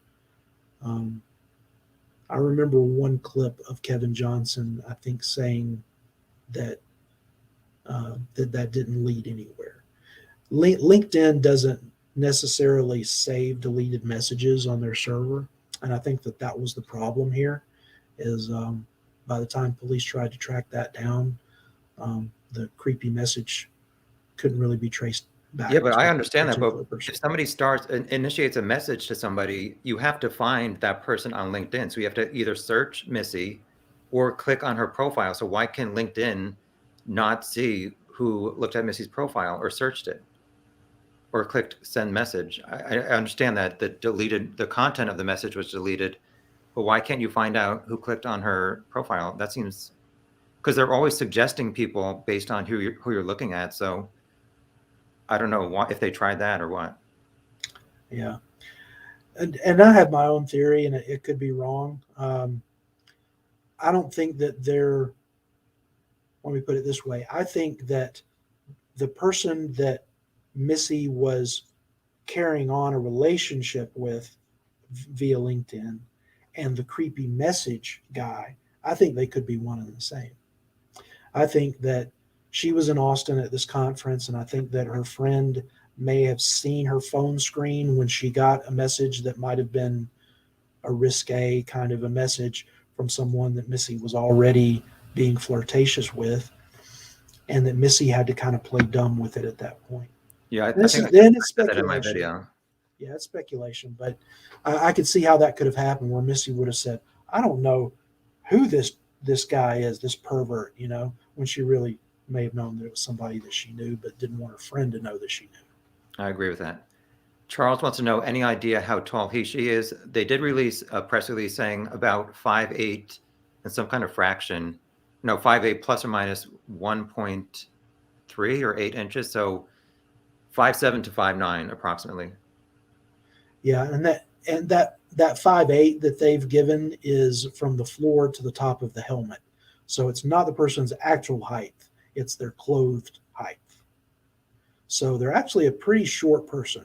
When you figure that most helmets have some thickness, that's why they're helmets. They're supposed to be protecting your cranium, so they might be 2-3 inches thick. The boots probably give a little bit of height. So this person could be around 5'5", 5'6". I did a search online to see how many guys in that area are, I don't want to say shorter, but around that height. And there are a fair amount. So it's not like it's only a woman could be that height. But statistically, if you're looking at a person that's that short, that it's just so odd the way things go different ways on this case. You can say, yeah, statistically, maybe it's a woman because it's such a short person, but it's a burglar. Most burglars are male, so just depends on which statistics you want to look at. If he was there to kill her, he was taking a risk waiting in that room. As soon as Missy noticed something strange, she could have walked out right away and called the police.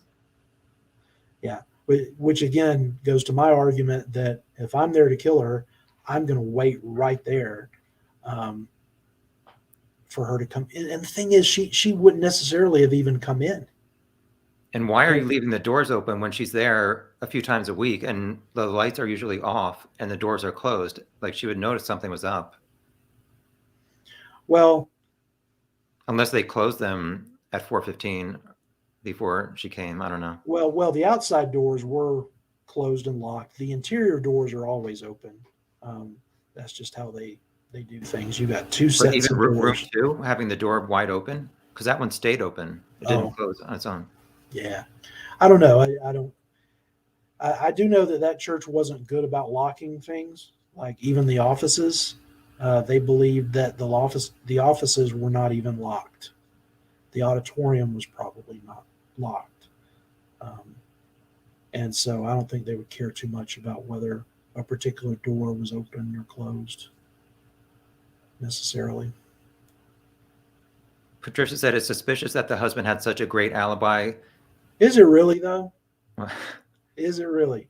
Okay, and yeah, a lot of people say that, but when you dig down in that logic, a husband makes sure that he's out of town when he's going to have his wife killed at a place that he would normally be, like his home. And so that's why he's getting out of town, so that he can be far away. All right.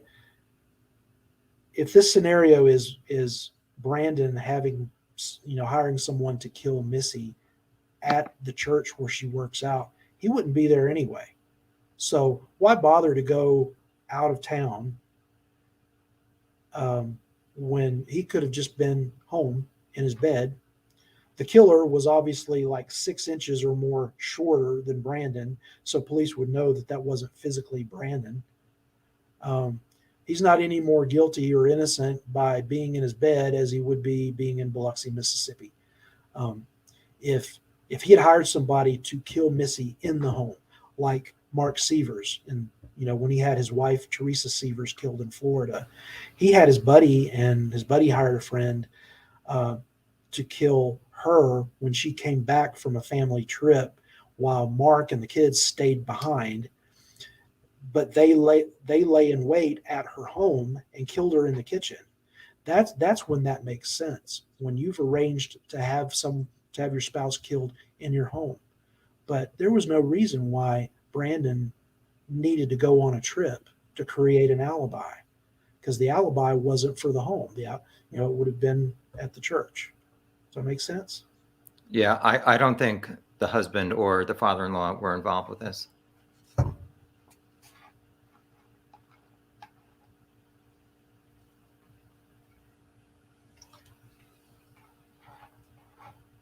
I'm just looking through some comments. How many visitors do we have? I can't really tell. 138. Wow. You're popular. It's because of you. Tom Webster. Oh, no. You have many more subscribers than me. You have a lot more experience than I do. Let's see. So yeah, so Brandon has written a few comments under my video, and he actually emailed me.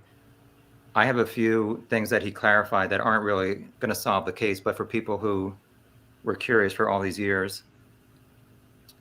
Like I was telling Tim before, at one point during a press conference, he said, my 4 children, he said he has 3 children. He just maybe misspoke.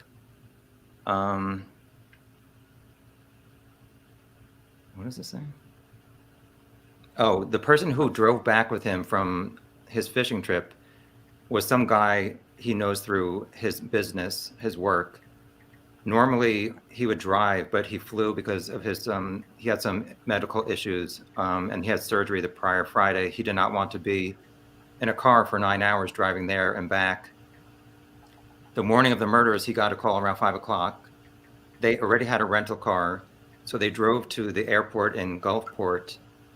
When it was obvious that he could not get a flight back, they started driving, or the guy started driving, and actually he got pulled over because he was going really fast. So that was who was in the car with Brandon. For people who wondered about the daughter's homeschooling, if there was any kind of drama at school that would have been related to Missy's murder, it was not. And she ended up going back to school the following fall. And he said that he thought Missy shared a hotel room in Austin with another female trainer. Yeah, that's my understanding. And like I said, I just don't think he's involved, or his father. A lot of tech companies don't share their analytics data with law enforcement when asked, since it's stored on a third-party service like Amplitude and isn't technically theirs. They know who clicked. That's interesting.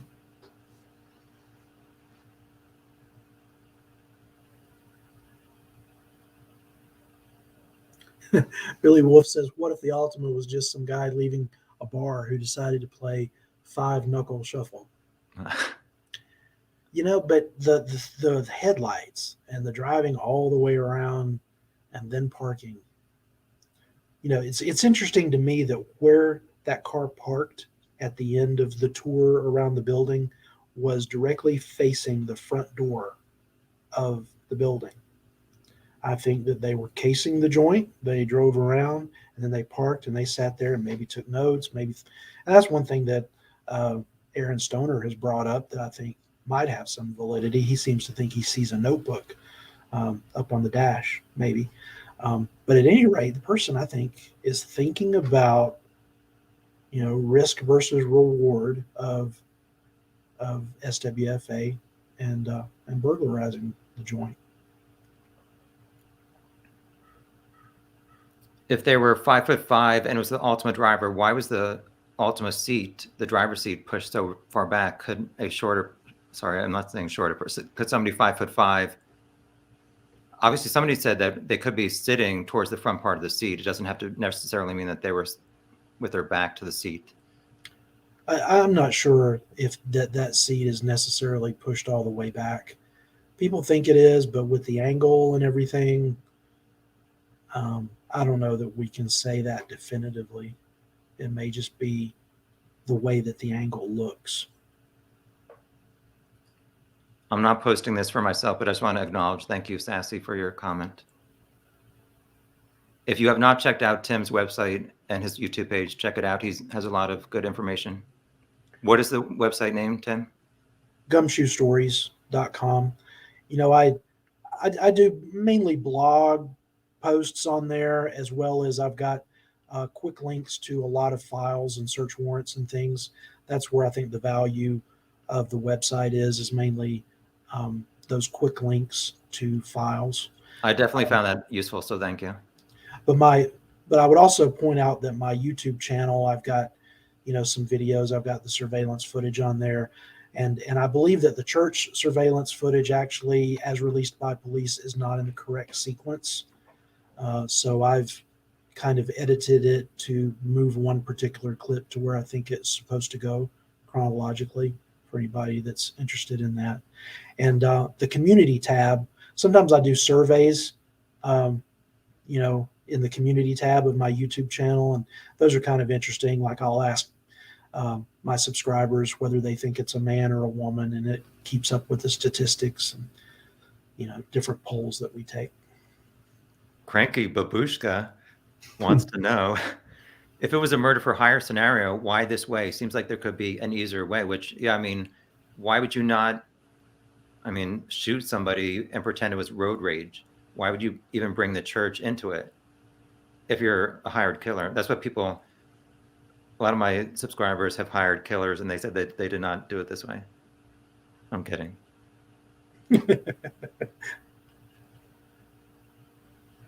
You got friends in low places, it sounds like. I can't believe they haven't found the killer's mode of transportation. I suppose the town is very small and without a lot of cameras or highways. Yeah, on the church's Facebook, they said that somebody stole something a few years prior, and they posted a screen capture of that blue truck. I think you've seen it, Tim, right? Yeah. And the resolution during the day was horrible. There was a trailer that was stolen from that church one time. After Missy's murder, there was a golf cart battery charger that was stolen, and those things are valuable, as it turns out.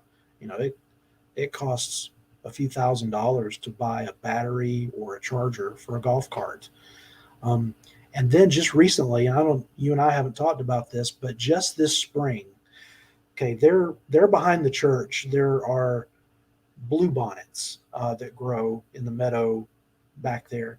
And a lot of times people will take photos. They'll pull into the church and they'll take photos of the bluebonnets.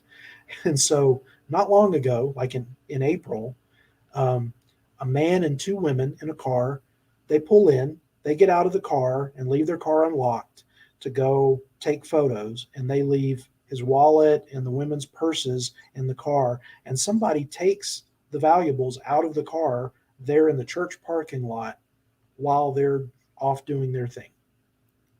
So that just shows you the crimes of opportunity can take place, in churches and church parking lots. So has the church installed better security cameras since the murder, or no? They did. And there was, again, in the local newspaper, the Waxahachie Daily Light, or it might have been the Midlothian Mirror, they interviewed the pastor that came in after the murder, and he talked about how they upgraded their security system. I think they've got like 16 cameras now, whereas before they only had 4, and I'm sure they're a lot better resolution. Yeah, I saw a Facebook post where they added one to that west foyer hallway on the wall there, that side hall. Right. Thank you, sassy investigator. Thank you for the kind words. And I want to say this for Tom, for those of you who haven't watched his video that is 4 hours, 5 hours long on the Missy Bevers case, it is by far the most complete and comprehensive video about the case. You've got all these case of the week podcasters, who might spend 30 minutes or an hour talking about Missy Bevers. You made a 4 or 5 hour. How many hours did you put into research? Wasn't it hundreds and hundreds of hours? 600 hours. Yeah. And I did the video because, like you said, I didn't feel like there was any video like it. And when people start searching a new case, you have to start from scratch, going to all these different places. So that's why I shared my files, and I was just trying to try to make a video that people can get caught up to the case in as little time as possible, even though it's like 4 hours and 50 minutes. It's like, that's hundreds of hours put into one little video, whatever. Well, it was great work. Thank you. Who's going to solve it? Come on, people. I think the best hope is forensics. I hope that they did get enough DNA that that it will eventually give them something. Jenny is 5'5". Well, you're obviously the killer. Go ahead and confess.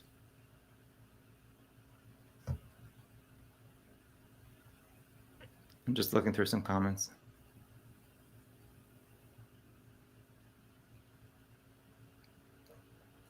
Ira Rosenberg had it rained all night prior. It started raining about midnight, and it rained hard, and it rained for a long time that night. Yeah, Guy we were told me, talking about gender before. We're both kind of unsure. yeah, it's really a flip of the coin as far as gender. You know, this person did a good job with choosing that outfit. If their intention was to conceal identity, it did its purpose. After leaving room 9, why did the suspect not leave through room 8, the way entered, but went back to the worship center, not a location for storing Sunday donations?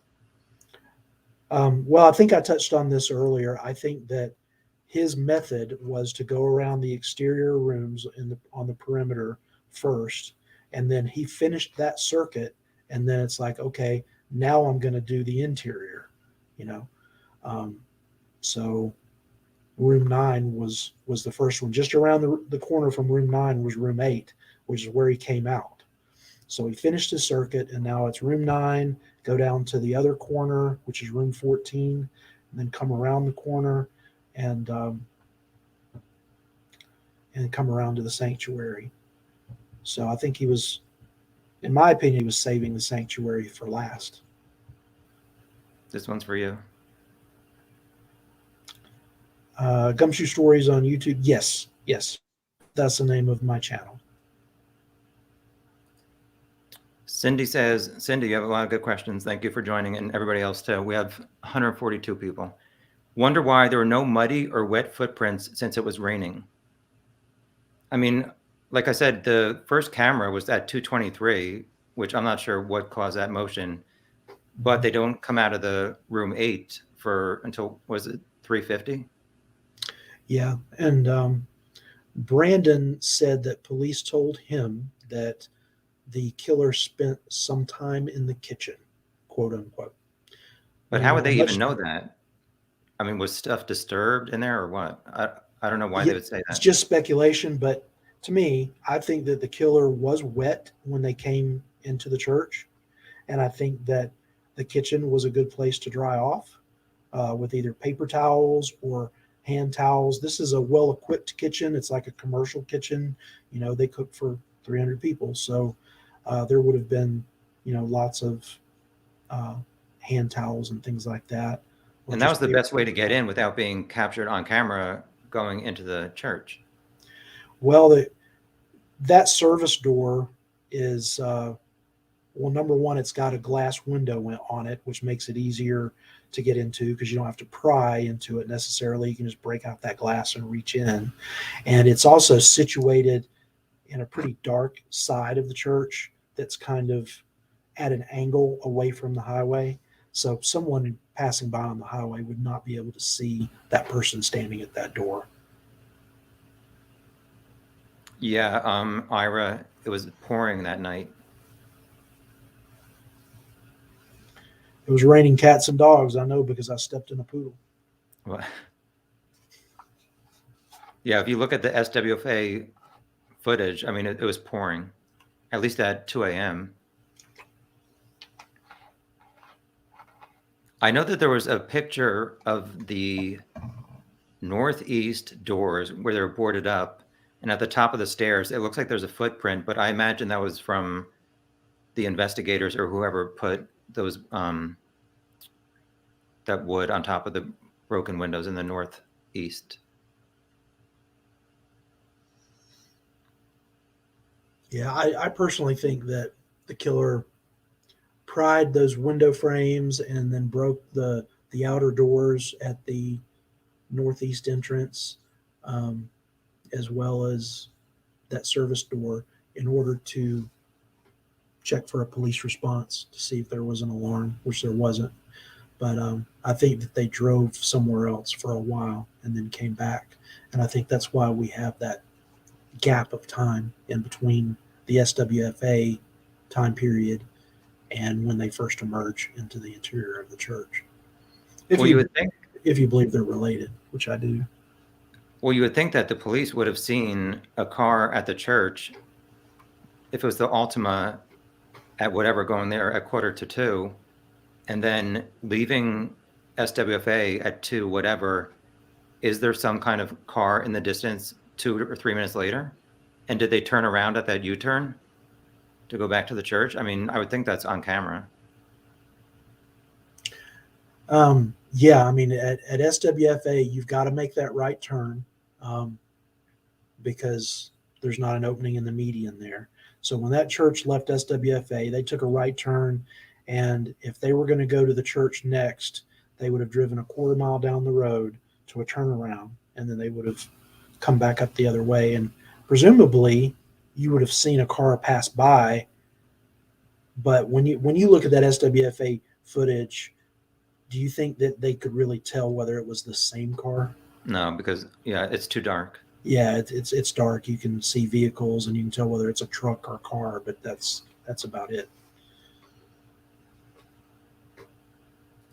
So Drew, apparently they actually did look at my license plate research and they ran it through their software, and unfortunately it did not bring up any results.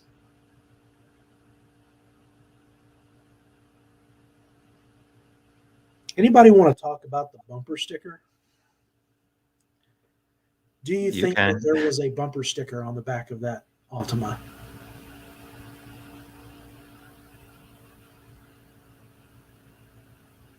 I'm still kind of high up in the comments trying to see what to highlight.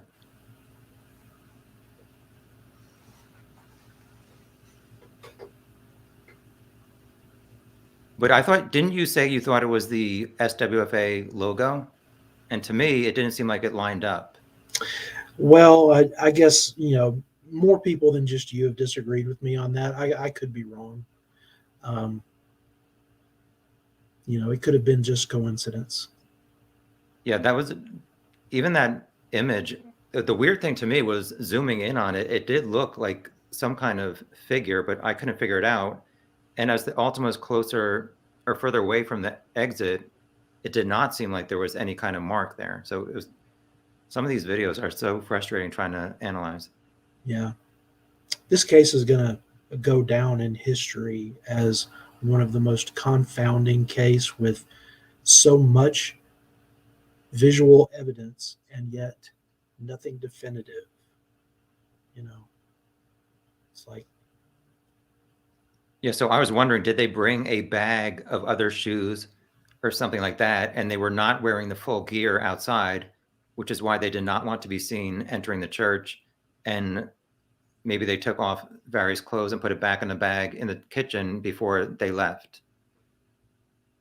maybe to me that would be risky to change clothing if you've already gone to that extent to have on this concealing gear and now you're changing things and you know I don't know, but I don't think they would necessarily have a lot of DNA if all they're doing is toweling off, because when you think about it, um, they've got gloves on, and they've got these pants and everything is probably water resistant. That's the thing about tactical gear or something that's supposed to be a close representative of tactical gear, is that it's either waterproof or water repellent. And that's a good thing to point out about this person choosing that outfit for that night. People say, why is this person wearing all this gear? Well, one reason is it's raining cats and dogs, and when you've got a helmet on and you've got water repellent boots and pants on and the vest as well, water's not seeping in and absorbing in to your clothing. You can just literally wick it off, get a towel and dry off pretty quickly. So it was good gear for the night, whether they actually intended it that way or not. Mm-hmm. Wonder if the killer scoped this out before and figured out where to get in, knew it was a good spot to break in. Yeah, but I was wondering, like, if somebody researched this either to kill Missy or to burglarize, wouldn't they have to have looked at the Facebook page or the church website, and could they look at IP addresses of who looked at that? I mean, obviously it hasn't done anything in 6 years, but I don't know if they tried that. Yeah, I don't know.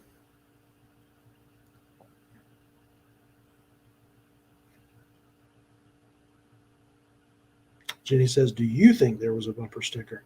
I personally don't, but I could be wrong.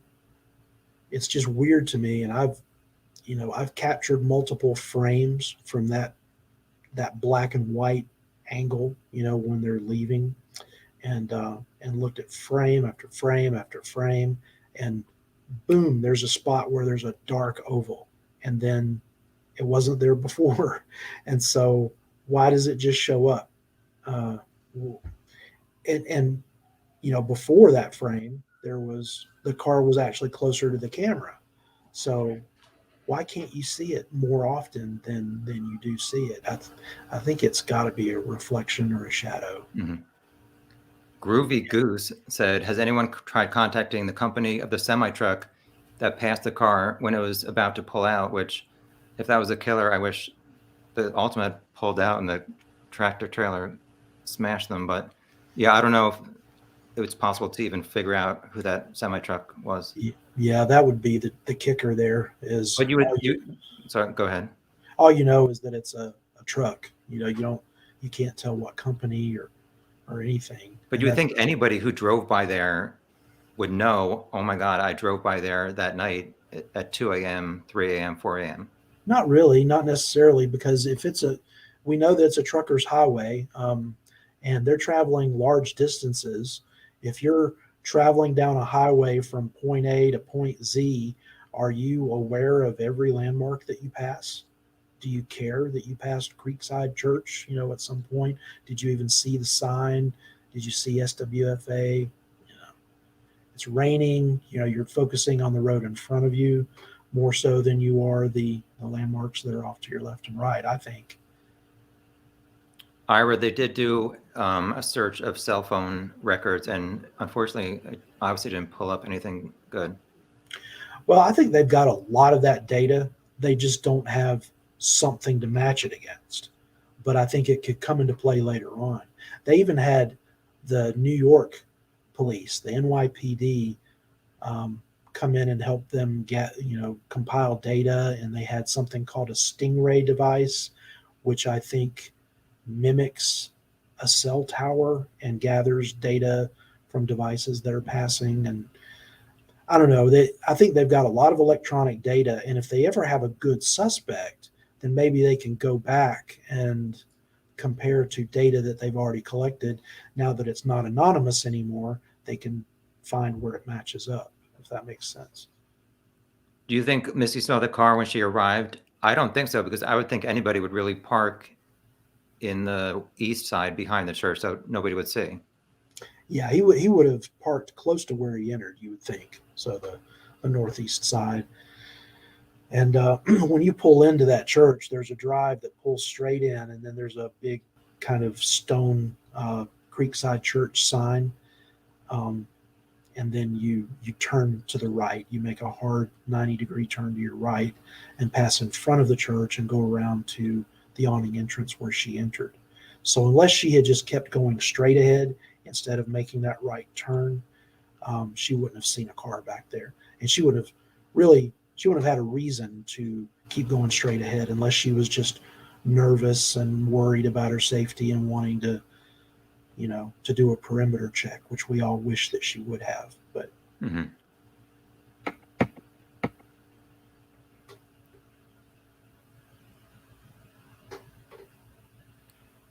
Is there any way of getting law enforcement to come up with an update of any kind?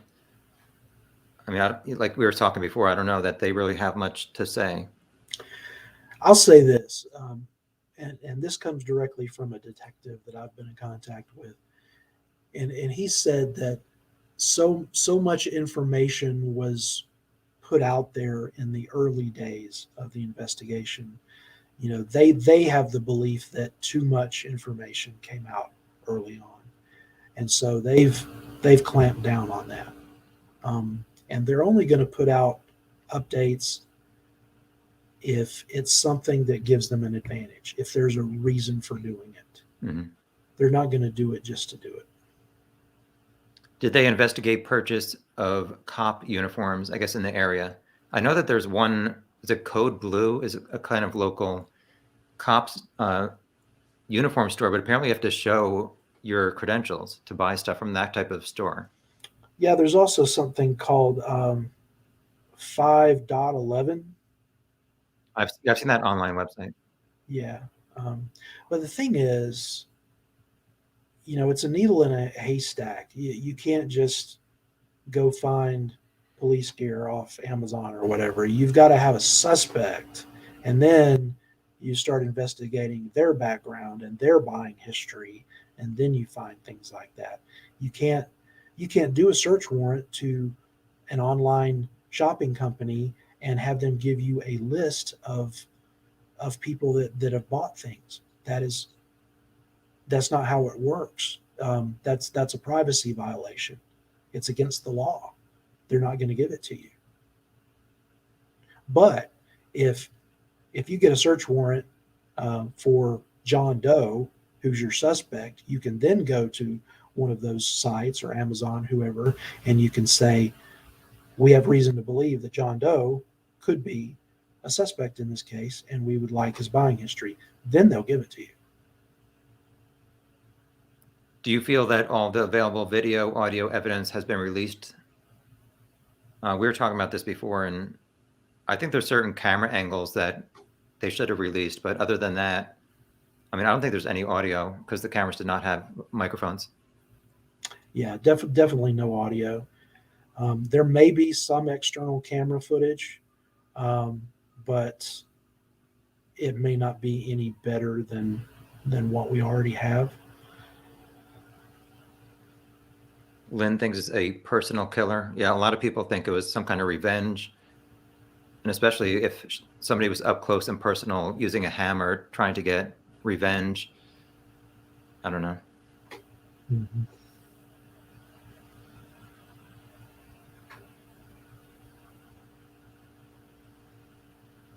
We're at 2 hours. Are you willing to go another hour? Yeah, sure. All right, thanks. This is fun for me. I really appreciate you joining and sharing your knowledge. And I know a lot of people in the chat do also. Thank you. And thank you, everybody, for your questions.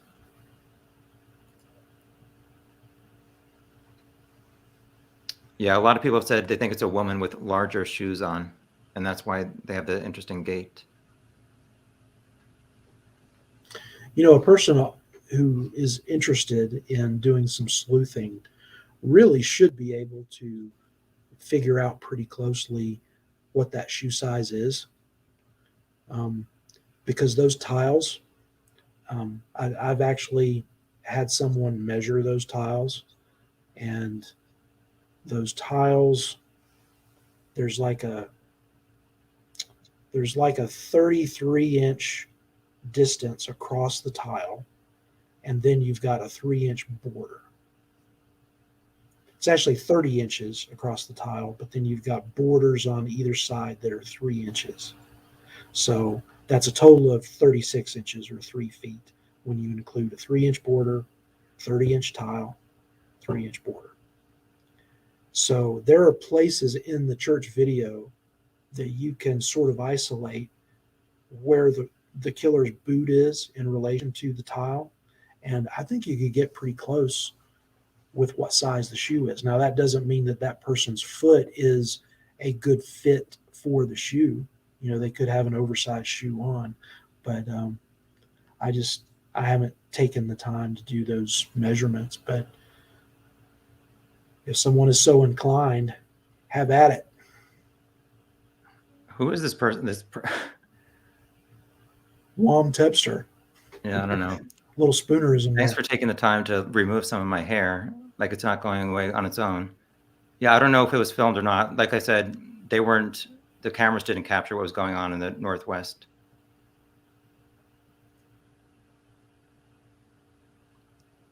I don't think the police said, they said it was a hodgepodge of various parts of a uniform, so they don't know if it was fake or real.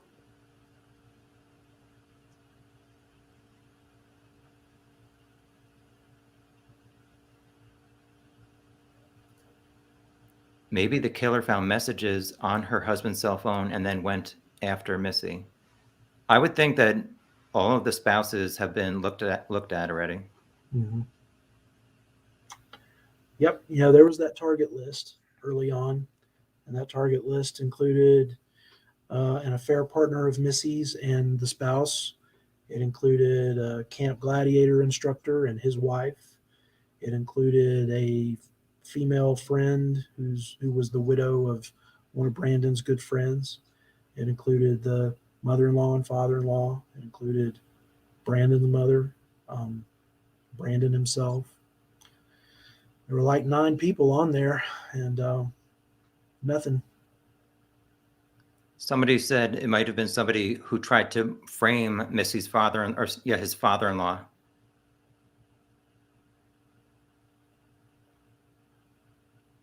But what would be the motive to get revenge? Either was it revenge on Missy or to do something to the father-in-law?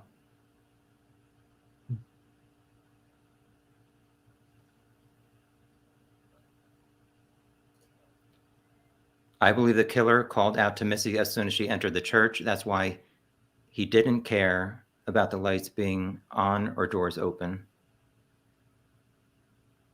Yeah, and I'll say this: there wasn't anything really unusual about the lights. There were emergency lights, like every third or fourth fluorescent light was lit. Um, like in a lot of commercial buildings, a room's or a hallway's never going to be completely dark for safety reasons. If you flip the switch on, then every fluorescent light would be on. But if the switches are off, then like every third, fourth, fifth one is on. And that was the case in this church. And I've been to that church at night, and it's really pretty well lit in there, even with just the emergency lights on. Mm-hmm. How long was the husband out of town before Missy was killed? She was killed Monday morning at 4 a.m. He left the day before Sunday, and he flew to Mississippi, which, like I said before, it was planned, and he's done this trip around that time for the prior 4 years.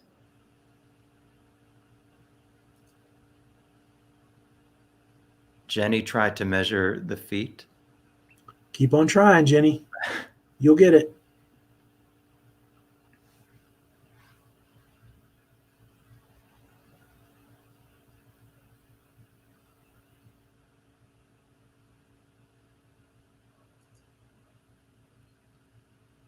Yeah, I mean, I think they would have looked at everybody related to Missy at this point in 6 years, and obviously they haven't come up with anything.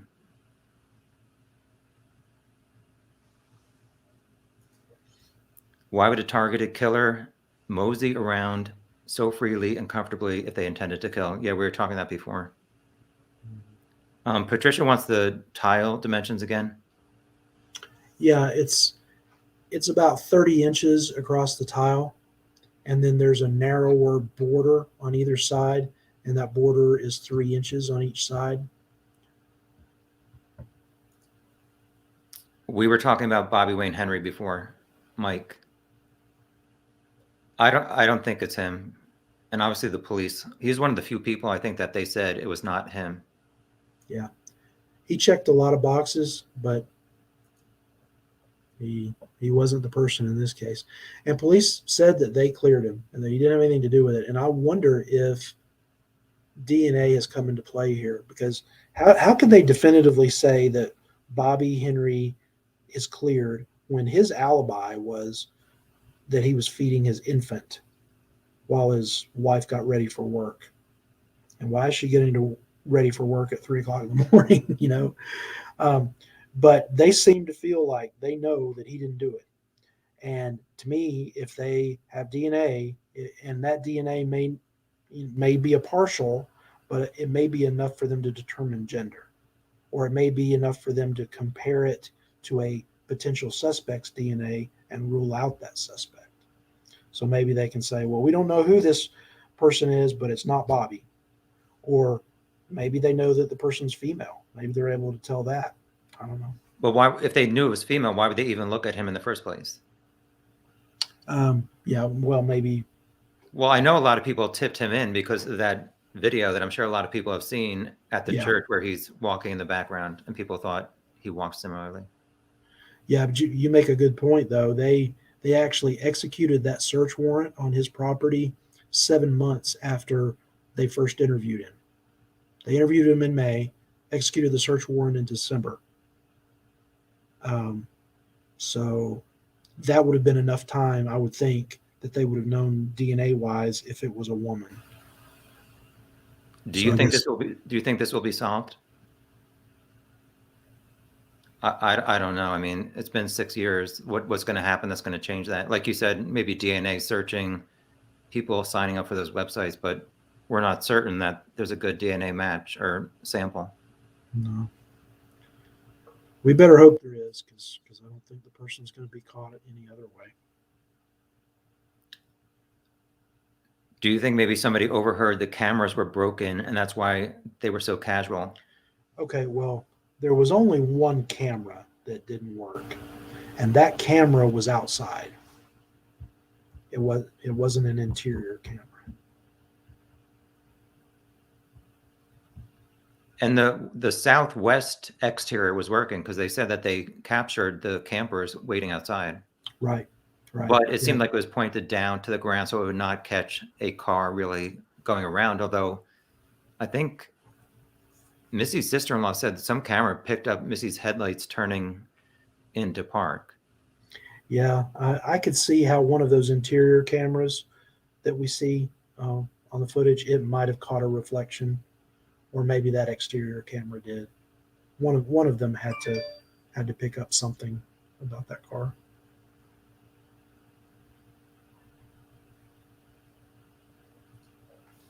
Do cops keep uniforms such as the perps at home or at the police station? I'm not sure. Some people said it might be a former cop, but I mean, do they get to keep those things or what? I think they might keep some of their uniforms there at the station and then some at home. Yeah, I would think if there's an emergency, if they're at home, they would want them to have the gear without having to go to the place of work, the police station. Yeah, especially tactical. If you're on a tactical team, you're going to get called out and you're going to have to go directly to wherever the incident is.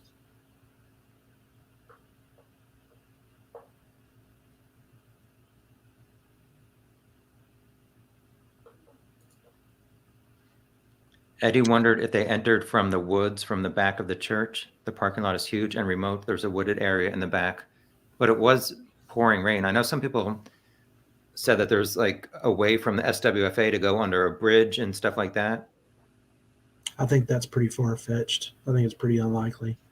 I don't think anybody would have been trying to slog through all that with the weather and the potential to be seen. And I mean, you see the person walking through the church. Do they look like they've been out in the elements for a long time? I don't think so. Do you think it was random or someone who knew her? Like I was saying, they've looked probably at so many people who knew Missy for the past 6 years and have not found anybody that matches up. Well, and let me just say, we haven't really touched on this much, but you can also believe that it's random but not a burglary. That's feasible. It could be a stalking type incident. I've thought about a potential scenario of Missy stopping at a convenience store on the way to the workout. And, sometimes there's unsavory types that hang around a 7-Eleven or whatever in the middle of the night. Why are they at a 7-Eleven in the middle of the night? Usually not a good reason, unless it's somebody that works there. But yeah, I mean, they could be in there and they see this woman come in workout gear to get a Slurpee and decide to follow her. And maybe they follow her from a previous night and then kind of figure out what her routine is, and they go back to kill her later. So yeah, with the targeted, you've got somebody targeting her who doesn't really know her. and she doesn't really know them. That's a potential scenario that maybe doesn't get talked about a whole lot. Mhm. Is there visual, physical receipts of both the husband and father-in-law being out of town, as they said? Yes, as far as the police have said, they both verified their alibis that they're in California and Mississippi. Yeah, they even talked to the captain of the boat, the fishing boat, as far with Brandon. And there's even a photo of the father-in-law on a golf course with his wife and with a third party on that Sunday. People And said that could be faked, but they did not fake him flying back from California. yeah, And they said well, his phone pinged and stuff. yeah, it's half a country between Texas and California, and how are you going to cover all your bases there and not leave a fingerprint? Do you think the killer called out to Missy? I recall someone saying you can see her turn her head at something. Yeah, that was the podiatrist mentioned that he saw more video and Missy's going down the hallway and kind of turns her head like she heard something. I don't know if it was them calling her or her hearing some other noise. Well, yeah, that forensic podiatrist, I think, suggested that maybe she had heard something, but with there not being audio, if you see her head turn, you don't really know if she's turning her head because she sees something or because she hears something or maybe both. There's no way to know.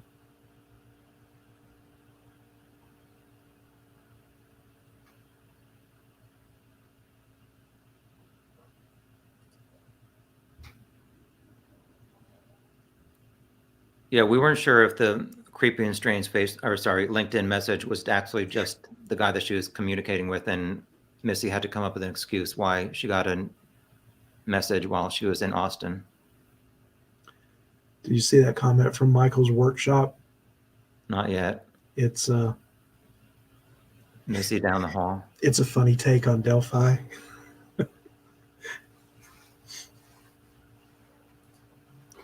It does seem fishy they were all out of town. Yes, it does, but I think their alibis are correct and they were not involved. Do you think they did try other nearby churches? There are two that are close to Creekside. I know there's Cowboy Church. I'm not sure about the other one you're talking about. But it is interesting to note that in order to arrive at SWFA, that Altima had to pass the church on the way. The church would have been on the other side of the highway, but I read a comment or a statistic one time that only about 6%, or no, I think it was 12% of burglaries are planned. Most of them are crimes of opportunity that are last minute.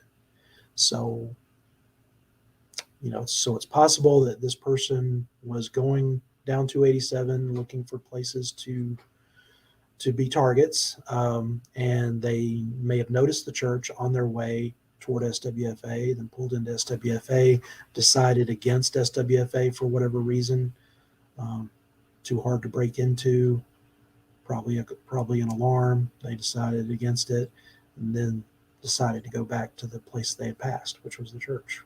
So, possible. Didn't they find her gun in her truck? Yes, they did. Yeah. And it was not used in the murder.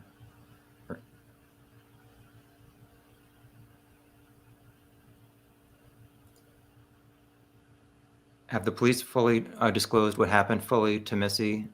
No, they have not.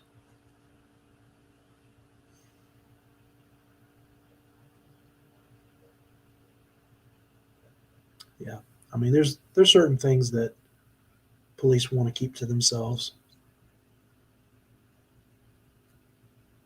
Although, I question some of the decisions that police made early on, like not mentioning the gunshot at all.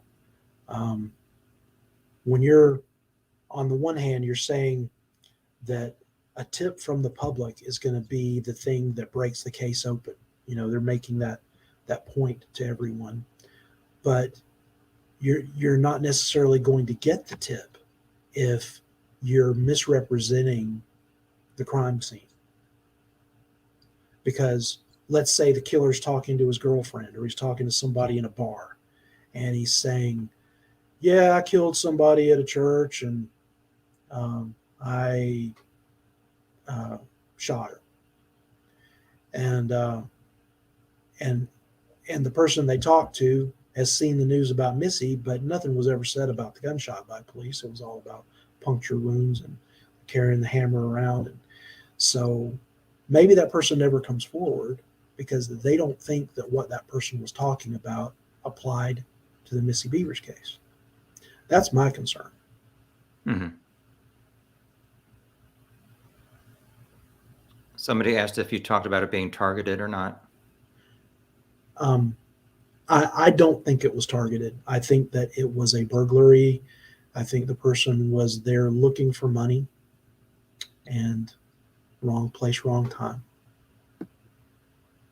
I'm I'm open to other theories, but everything I've looked at, there are reasons why I'm drawn to the burglary theory, and it to me it just makes more sense, and it lines up with what I've seen and the evidence that I know of than anything else.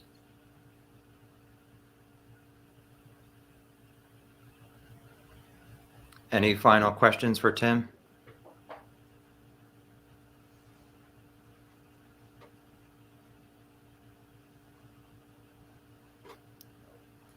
What was taken, as far as we know, nothing. Yeah, even that storage bin that had the small tools in it, he picked that up, but he didn't take it with him. It was still there in the church afterward.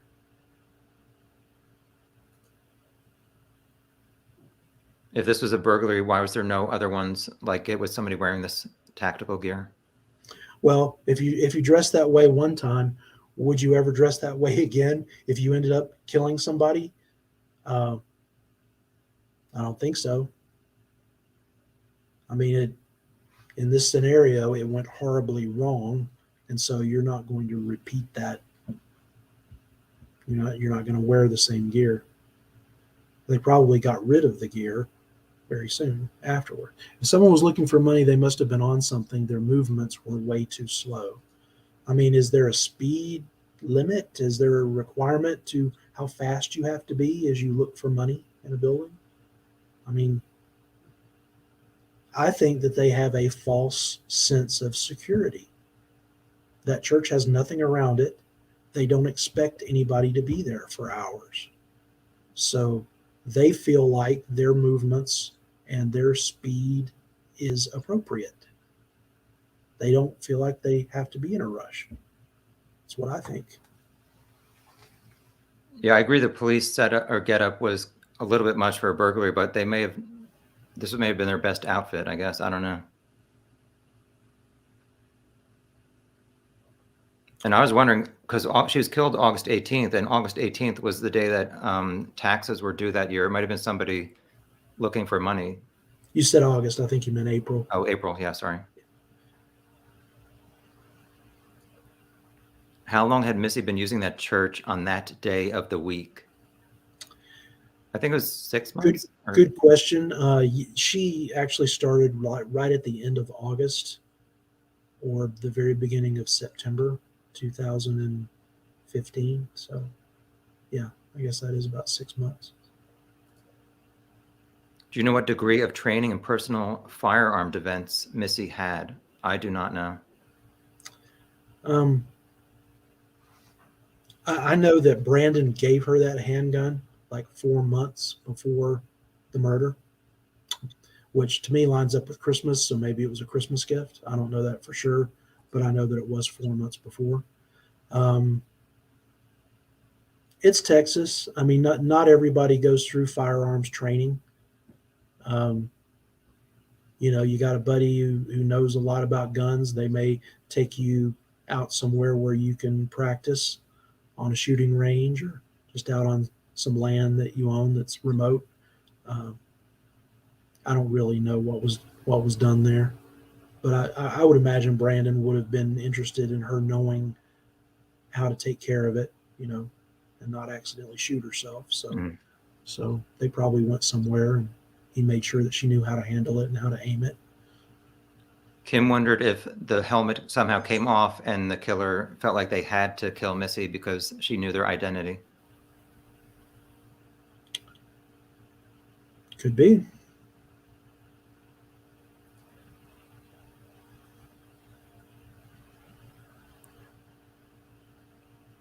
This is another person saying, why are there not other cases that showing somebody wearing something similar?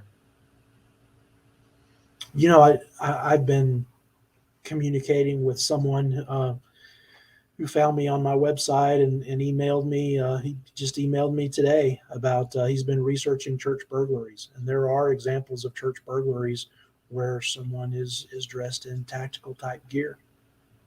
He sent me a video of one just today. This person believes there's another person outside to tip her off. Yeah, I was thinking that when I was looking, how could they have been walking around like that if it was a planned murder? And were they waiting for somebody to contact them to say, okay, she just pulled in?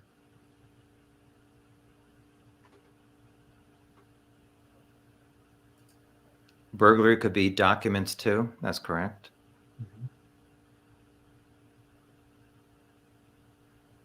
And I know that they looked at that angle of the fact that that room that was more disturbed than any of the others had a certain purpose. And they looked to see if the person had an interest in that room specifically for what was in those filing cabinets or whatnot. But it didn't go anywhere. They didn't find anything.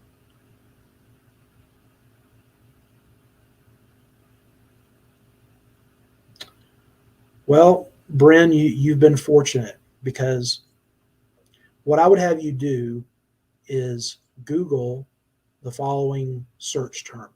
Google church burglaries on the rise, and you will find an article that talks about the increase in church burglaries. There's even a guy who has been tracking for years statistics of crimes that happen on church properties. And I think you'd be very surprised. What's the biggest reason you think this is a burglary? The person's behavior. They're not looking as if they're lying in wait for somebody. And the timing of it, knowing that she was so close to having her campers there for class, and there would have been collateral damage. She wouldn't have been alone. I don't think that this person would have done that. They would have chosen another way or another location. I don't know about a guy who died in police custody.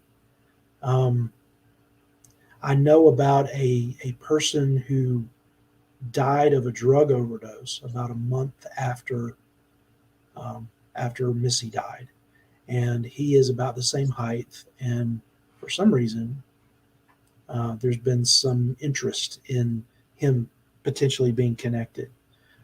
He died a month after Missy, though. I think there are family members who, to this day, think that he might be involved, but I don't believe that police believe there's any connection.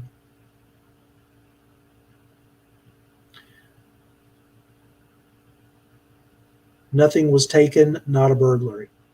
Is it not a burglary just because nothing was taken? If I knew that you had a baseball card collection that was worth thousands of dollars in your house, and I broke into your house one night to steal that baseball card collection, not knowing that you had decided to take it and put it in a safe deposit box at your bank, it's no longer in your house. But I broke in your house trying to get it. Is it not a burglary just because I didn't take it? That's that's the faulty logic.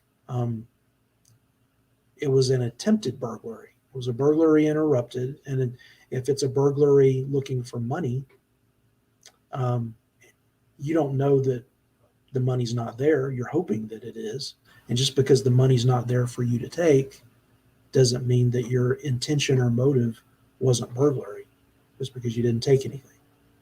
A lot of people say they don't think it's a burglary, but if you think it was targeted, why has nobody in Missy's life been charged in 6 years? I mean, there's been a lot of police involvement in this case, from the Texas Rangers, the Midlothian police, FBI was involved. They've only executed search warrants that are specific to two people.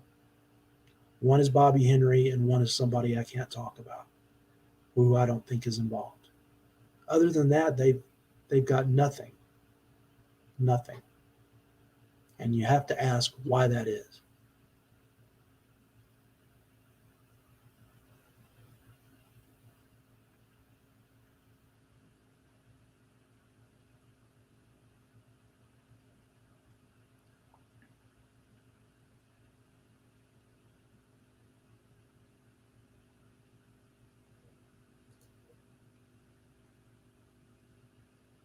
Yeah, I think Tim was just referencing this person who committed suicide.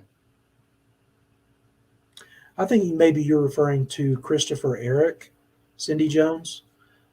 Christopher Eric was someone who died that police ruled suicide, but his mother, Kim Eric, believes that it wasn't suicide and that it was a very shoddy investigation by police and potentially a cover up. Um, the part about looking at the records the night before, um, there's a particular individual that made that allegation. Um, her name is Tracy Ernst. Um, I wouldn't put much stock in that. She kind of misinterpreted a lot of things and kind of created some problems in this case. You can look up a very interesting article in the Dallas Observer um, about internet sleuths in the Missy Bevers case. You can probably Google it and find it. And it mentions her involvement in the case.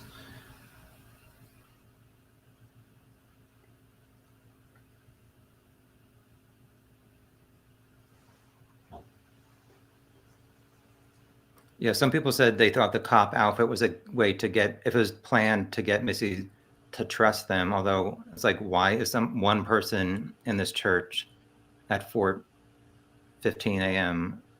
Mm-hmm. I don't know. And where's his police cruiser? Yeah. Why is the parking lot empty and yet there's a cop inside this church?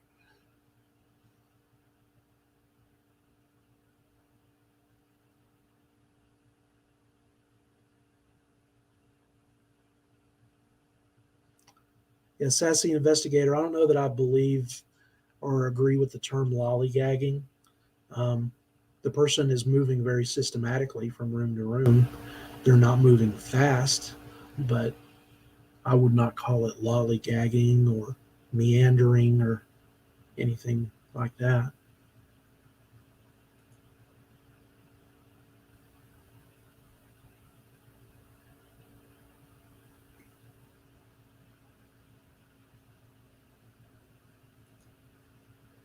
Yeah, I don't know what other info they would release, Tiffany. Rachel, no, Missy was not a member of that church. It was just a place where they held those workouts. Her religion, she and her family attended Cowboy Church of Ellis County, which was non-denominational. I guess if you were to associate it with a denomination, it would be Baptist, um, but it's really more non-denominational.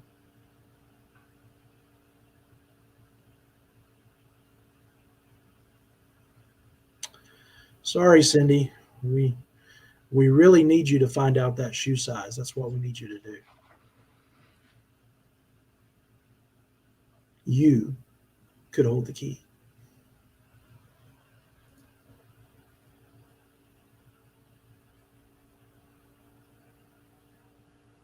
I don't know if the Ultima has been connected to any of those people. I would assume that police looked into that.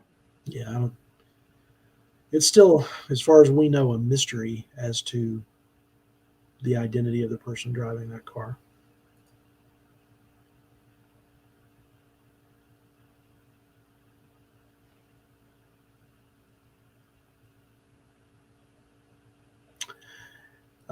Laurie Clarkson says, that you think this was a mentally ill person doing a job they used to have or wanted but couldn't due to mental.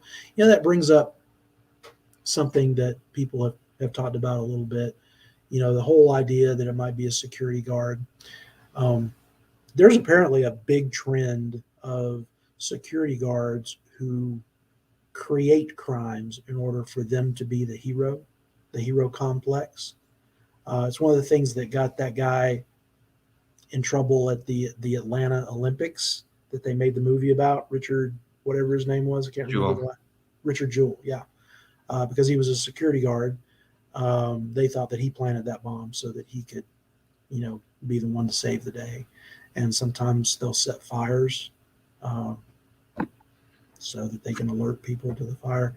So there is that theory that this person, may have had some of those tendencies, and that maybe they broke into the church so that they could do damage, so that they could then later tell the church that, well, you need a security system or you need to hire a security guard.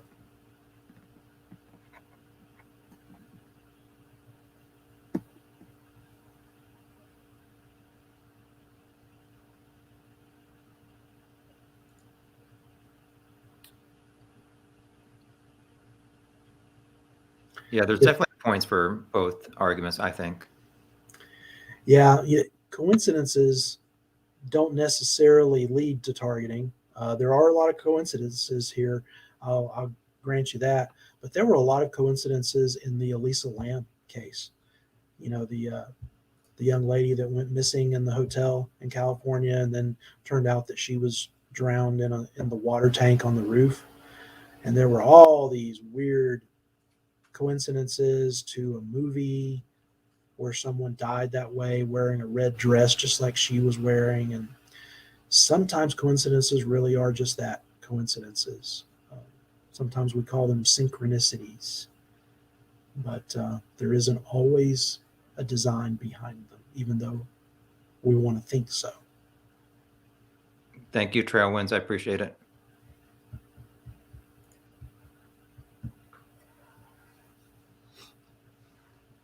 Yeah, I mean, it's crazy that both of these cases, the Delphi one, they have video, and it's like, if only they had high resolution video, it would be easier to figure out who did this. It's just so unfortunate that there is so much visual evidence, and yet none of it is definitive enough to be of help. This has got to be one of the most evidentiary crimes, I guess would be the word, um, without that evidence really pointing to anything that's of help. I mean, a gun was used, but we don't have the gun. There's footage of the church, but it doesn't really show us anything. There's footage from down the street, but it doesn't really show us anything.